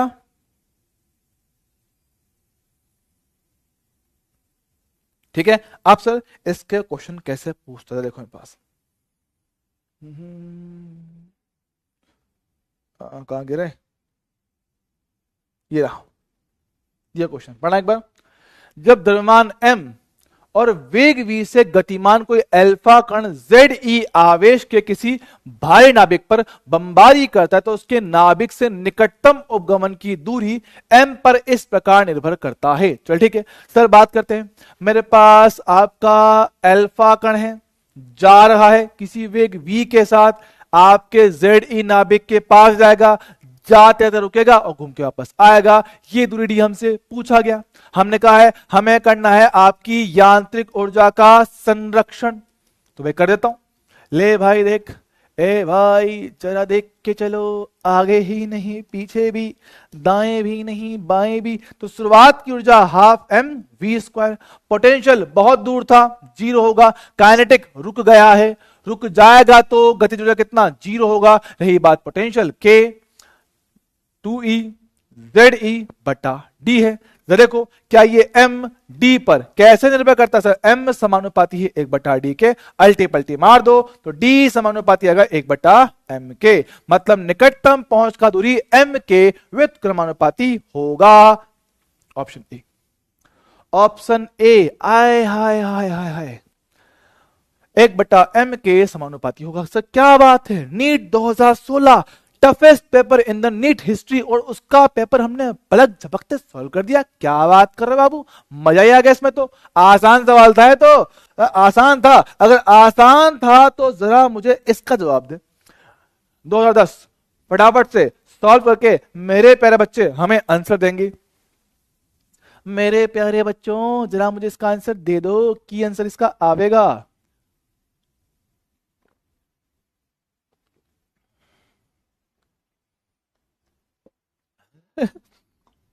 मेथी के पराठे खाएंगे, क्यों नहीं खाएंगे बॉस, भिजवा दो माही जी, भिजवा दो।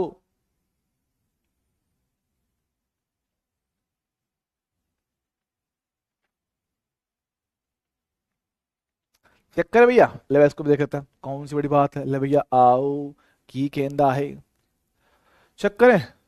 ले भाई देख, तो फिर से वही कहानी कि शुरुआत का गतिज, शुरुआत का स्थितिज, ओके 1 बराबर होगा अंत का गतिज और अंत का स्थितिज। ओके सर, बात करते हैं।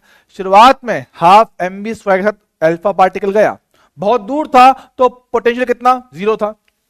बिल्कुल नजदीक में गया, रुक गया, गतिज ऊर्जा 0, K2E ZE, बट डी का वैल्यू ओके सर बोला गया है। जरा अल्टीपल्टी मार सोल्व कर लो।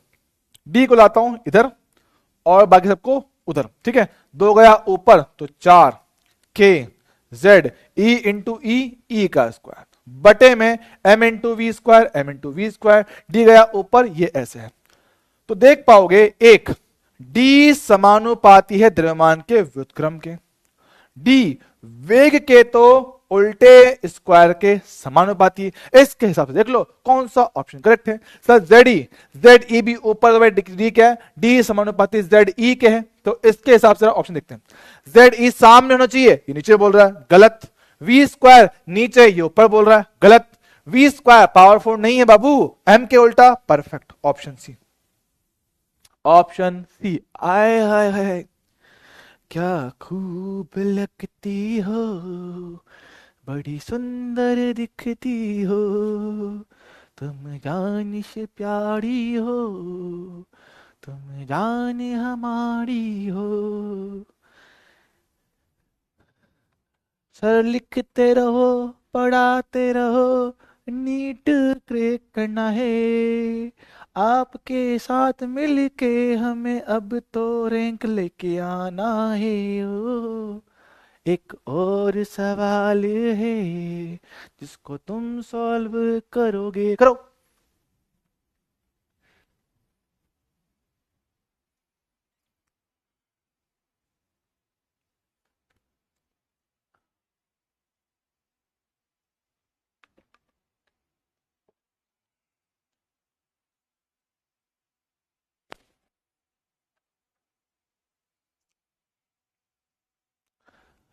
सॉल्व करिएगा।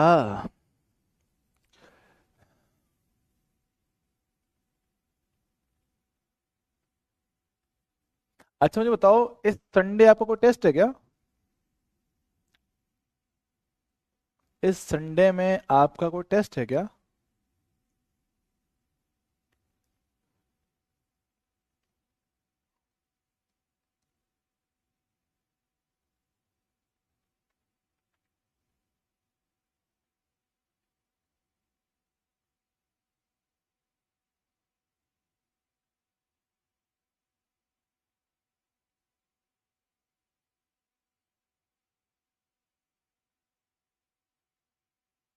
टेस्ट है, चलो कोई ना, चलो याद करते हैं। रदरफोर्ड के प्रकीर्णन प्रयोग में जब Z1 और द्रव्यमान M1 का प्रक्षेप, सो ठीक है, आवेश कितना है Z1, ये वाला द्रव्यमान M के साथ, M1 के साथ आगे जा रहा है, ठीक है। बोला गया है कोई मेरे पास दूसरा Z2 आवेश का और M2 द्रव्यमान का एक कण है, इसके नजदीक जा रहा है, ठीक है। तो निकटतम पहुंच का दूरी भी कितना है पास, R0, चल ठीक है। निकटतम पहुंच का दूरी कितना, R0 कहा गया है। तो बोला गया हमसे प्रक्षेप की ऊर्जा मेरे पास, जो आपने फेंका है इसकी ऊर्जा हमारे पास क्या रहा होगा, उसके बारे में चर्चा की जा रही है। चल बात करते हैं। सर वही कहानी कि सर प्रारंभ का गतिज ऊर्जा, प्रारंभ का स्थितिज ऊर्जा बराबर होना चाहिए अंत का गतिज और अंत का स्थितिज। चलो बात करते हैं। शुरुआत में इसको कुछ ऊर्जा आपने दिया होगा, लेकिन दूरी बहुत था तो पोटेंशियल कितना आएगा, 0। जब बिल्कुल नजदीक पहुंच जाएगा, कण आपका रुक चुका होगा, तो गतिज ऊर्जा कितना, 0। और अब के Z1 Z2 बटे इनके बीच का दूरी R0 है। तो देख पाओगे कि आपके प्रक्षेप की ऊर्जा जो KE है, ये समानुपाती, बोले ये जो बराबर है किसके, के Z1 Z2 बटे R0 के। तो इसके हिसाब से आपकी आने वाली ऊर्जा जो आपने प्रक्षेप को दिया है वो Z1 Z2 के समानुपाती होगा। तो Z1 Z2 के समानुपाती ऑप्शन कौन सा, पहला, यही आपका सही आंसर है। ओ हो क्या बात है, चलेगा दोस्त? हाँ जी सर, एकदम बढ़िया है, परफेक्ट है, आराम से मेरे पास ये काम हो जाएगा, चलेगा, दौड़ेगा, शानदार। अब ऐसा ही एक सवाल आपके लिए हम होमवर्क में छोड़ देते हैं, आप लोग इसको खुद से कर लेंगे क्या? हाँ जी साहब, कौन सी बड़ी बात है, आप उन कर लेगा। अच्छा चल ठीक है। अब इसमें एक पॉइंट इसमें और भी होता है, एक पॉइंट इसमें और भी होता है, कहाँ गए भाई, ये रहा। इम्पैक्ट पैरामीटर, संगत प्राचल, संगत प्राचल की हम लोग बात करते हैं। सवाल सुनो, संगत प्राचल सर सब समझा। देखो हम क्या कहते हैं सर, हमारे पास क्या था, एक का था एक नाभिक था, ठीक सर, नाभिक था और नाभिक को ये मेरे पास क्या एक सेंटर लाइन है, नाभिक से मेरे पास क्या एक सेंटर लाइन गुजरता है ऐसे, ठीक है, नाभिक से हमारे पास क्या एक सेंटर लाइन गुजर रहा है, ये देखो, ओए होए रुक जा, सेंटर लाइन, ठीक सर, नाभिक का सेंटर लाइन। अब हमारे पास क्या सर, आपने बहुत सारे अल्फा कण भेजे थे, आपने बहुत ही सारे अल्फा कण भेजे थे सर, कुछ अल्फा कण इसके दूर थे, कुछ इसके नजदीक में थे। हाँ सर, आपने बहुत सारे अल्फा कण भेजे, तो जो आपने अल्फा कण भेजा है उसका सेंटर लाइन से ये जो लंबवत दूरी होता है इसको बोलते हैं संगत प्राचल। क्या बोलते हैं, सेंटर लाइन से अल्फा कण की जो लंबवत दूरी है उसको बोलेंगे बी, संगत प्राचल इसको कहेंगे सर, ठीक है, क्या कहते हैं संगत प्राचल बी। और ये जो आपका बी होता है ये समानुपाती होता है कोट थीटा बटा 2 के। तो इस कारण में क्या बिल्कुल वही है कि भैया आपका संगत प्राचल जितना ज्यादा है मतलब आपका अल्फा कण दूर है, और जितना ज्यादा दूर होगा उसमें विचलन उतना ही कम मेरे पास आएगा। संगत प्राचल जितना ज्यादा मतलब मेरे पास ये उतना दूर रहेगा, उतना दूर रहेगा, जितना दूर रहेगा वो उतना ही कम विचलन कर पाएगा। हमने कहा दूर रहेगा तो आर पार चल जाएगा, थोड़ा नजदीक आएगा कम कोण से विचलित होगा, और नजदीक आएगा तो भाई 180 डिग्री से वापस चला जाएगा। मतलब कि ऐसा कोई कण जिसके लिए बी 0 है, मतलब क्या है सेंटर लाइन पर ही आ रहा है, तो उसके लिए क्या है सर, कोट थीटा बटा 2 कितना आएगा 0। कोट का वैल्यू 0 कभी होता है सर 90 डिग्री पर होता है ना, तो भैया जब ये कोण 90 डिग्री होगा तब मेरे पास होगा, तो थीटा कितना का 180 डिग्री। मतलब कि जो कण 180 डिग्री कोण से विचलित होता है उनके लिए संगत प्राचल कितना होता है 180 डिग्री मेरे पास होता है। अच्छा हाँ सर, बात एकदम परफेक्ट बोली है आपने। तो भैया क्या है, जो कण एकदम सेंटर पे आएगा उसके लिए संगत प्राचल 0 होगा और उसके लिए विचलन कोण 180 डिग्री देखने को मिलेगा। चल ठीक है, तो इनसे जुड़ी कुछ खास बातें देख लेते हैं। देख, रदरफोर्ड के एक्सपेरिमेंट के हिसाब से अधिकांश अल्फा कण बिना प्रकीर्णन के निकल जाते हैं तथा कुछ कोण अधिक कोण से प्रकीर्णित होते हैं। इसके द्वारा परमाणु की संरचना के बारे में क्या जानकारी मिलता है कि सर परमाणु खोखला है? Yes sir. परमाणु का संपूर्ण द्रव्यमान केंद्र पर केंद्रित है जिसे हम लोग नाभिक कहते हैं। Yes sir. नाभिक धनावेशित होता है। Yes sir. मतलब सारे पॉइंट करेक्ट है। ऑप्शन डी परफेक्टली करेक्ट है बाबू, क्या बात है, मजा आ गया। ओए होए होए होए, चलेगा। तो रदरफोर्ड ने इन सारी बातों की हमें जानकारी दे दिया है। ओके सर, आगे अगला बोलता है रदरफोर्ड के प्रकीर्णन प्रयोग में अल्फा कण जिनके लिए विचलन कोण 180 डिग्री है उनके लिए संगत प्राचल कितना होगा? हमने कहा सर बी कितना आएगा 0। सर कैसे पता? हमने लिखा था बी समानुपाती होता है कोट थीटा बटा 2 के, रख दे इस पे। तो बी समानुपाती कोट 180 बटा 2 कोट 90 होता है। कोट 90 कितना होता है 0। हा, तो 0 आएगा मेरे पास। जब मेरे पास संगत प्राचल 0 होगा उसके लिए मेरे पास क्या है, आपका प्रकीर्णन बोल दो या डिफ्लेक्शन बोल दो या विक्षेपण बोल दो, 180 डिग्री उसमें देखने को मिलेगा। ओके सर, ठीक है, हो गया। ये पार्ट बस हुआ कंप्लीट। बताओ कि रदरफोर्ड की चीजों में कोई दिक्कत, टेंशन, दुख दर्द, समस्या वाली बात? रदरफोर्ड की कहानियों में क्या हमें कोई टेंशन है? ना सर। रदरफोर्ड की कहानियों से ना हमें कोई समस्या है, ना हमें कोई टेंशन है, ना कोई हमें दुख दर्द है, ठीक है। लेकिन रदरफोर्ड की कहानियों से बाकी साइंटिस्ट को बड़ी दिक्कत थी। सर क्या दिक्कत है? वो दिक्कत ये है, बड़ी ही दिक्कतें हैं हमारे पास यहां पर। चलो भाई सरकारी बातें करते हैं। कुछ सरकारी बातें कि हर चीज में हमें कमी निकालनी है, हर चीज में हमें कमियां निकालनी है। तो ये क्या है, सरकारी लोग थे, हर चीज में कमी निकालना इनका काम था। सर क्या कमियां, बात करते हैं, समझते हैं। चलो जब मैंने आपको 12th के टॉपिक पढ़ाना स्टार्ट किया था, मैंने आपको एक सिंपल सी बात कहा। सर क्या?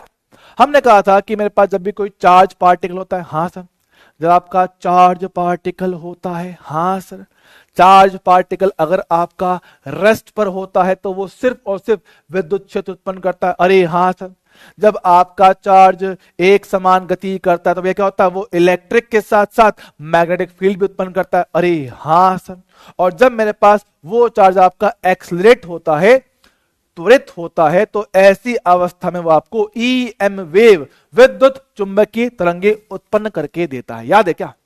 हाँ सर, बताया था। ऐसी बातें हमने आज से कई हजार करोड़ साल पहले कभी की होंगी। हाँ सर, कि आवेश रुका हुआ है तो इलेक्ट्रिक फील्ड उत्पन्न करता है, चल रहा है तो इलेक्ट्रिक के साथ साथ मैग्नेटिक फील्ड भी उत्पन्न करेगा। हाँ सर, और अगर उसने कर लिया त्वरण तो मेरे पास क्या है, उसके पास EM वेव्स उत्पन्न हो जाएंगी, विद्युत चुंबकीय तरंगे हो जाएंगी। अरे हाँ सर, अच्छा सर, अब विद्युत चुंबकीय तरंगे सर क्या है? ये तो विकिरणें होती हैं, प्रकाश होता है, और प्रकाश के पास तो ऊर्जा होती है।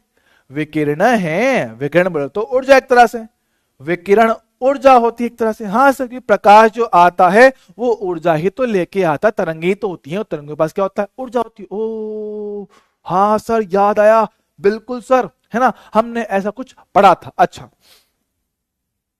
तो अब यहां पे पहली दिक्कत तो वही है, पहली दिक्कत तो यही है कि सर रदरफोर्ड ने एक सिंपल सी बात जो कही कि सर मेरे पास क्या है, आपका परमाणु का अधिकांश भाग केंद्र पर है, धनात्मक आवेश है, और इलेक्ट्रॉन उसके चारों ओर चक्कर लगाता है।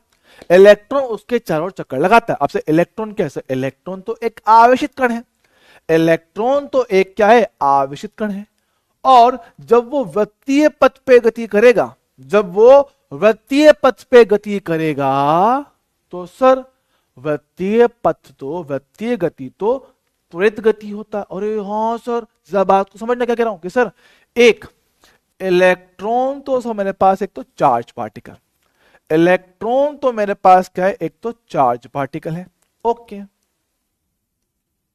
ऊपर से सर्कुलर मोशन, सर्कुलर मोशन, वृत्तीय गति, सर ये तो बाय डिफॉल्ट क्या होता है, त्वरित गति होता है। सर क्यों? क्योंकि इसमें गति की दिशा बदलता है। तो सर एक तो आवेशित कण ऊपर से कर रहा है त्वरण, जब ये दोनों बातें एक साथ होंगी तो वो चलते हुए EM वेव उत्पन्न करना चाहिए, है ना। जब मेरे पास कण चल रहा है तो उसको चलते हुए EM वेव उत्पन्न करना चाहिए, है ना, लगातार उससे ऊर्जा उत्पन्न होनी चाहिए।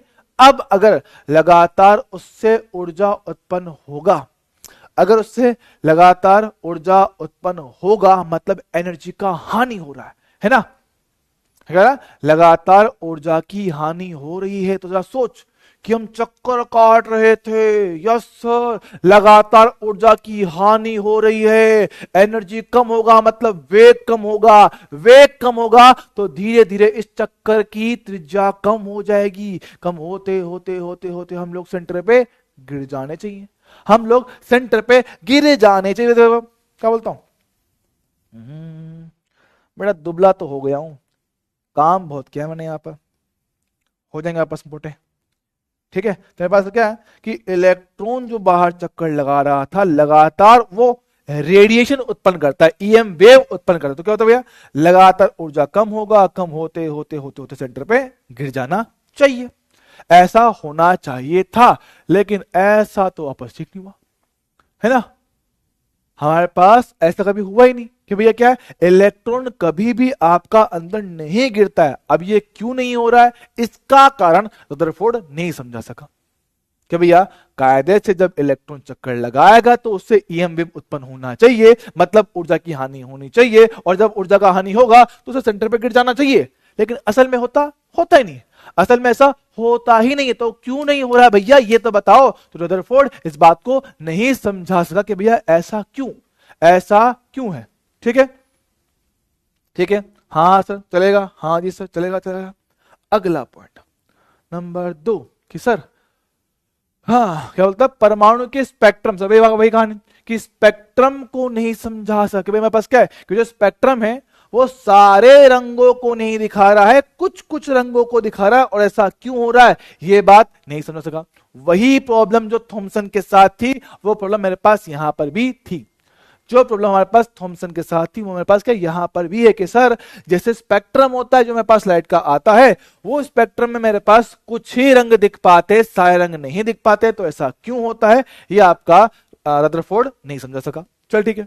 और पॉइंट नंबर 3 क्या सर, कि नाभिक के चारों ओर इलेक्ट्रॉन का वितरण नहीं समझा सका। मतलब कि भाई उसने ये तो कहा कि इलेक्ट्रॉन नाभिक के चारों ओर, नाभिक के चारों ओर वृत्तीय कक्षा में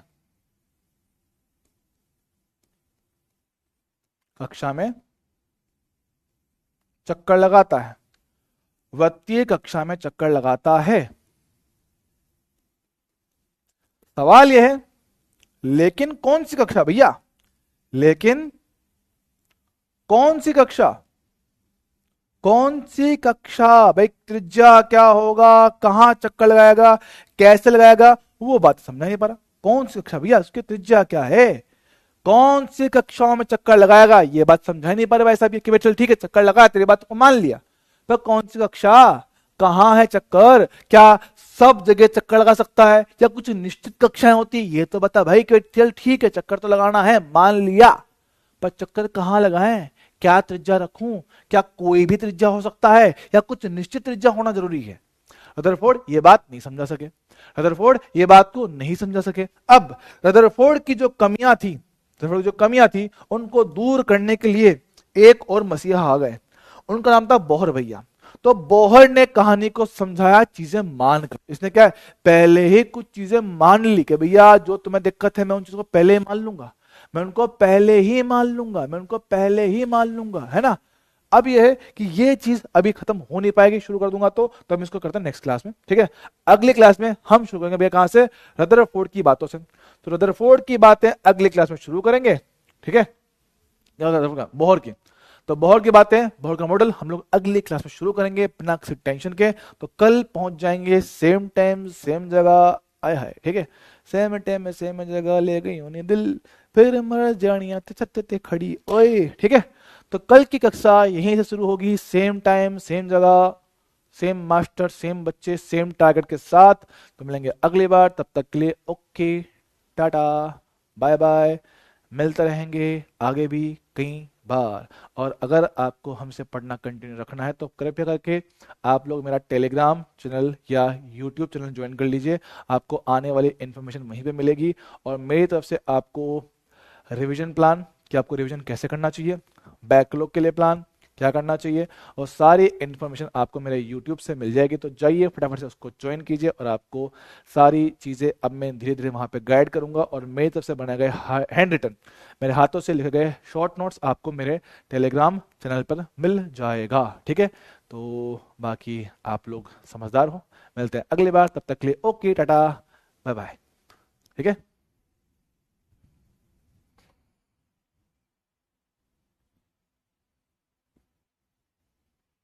रुक जाओ इधर कौन है भाई।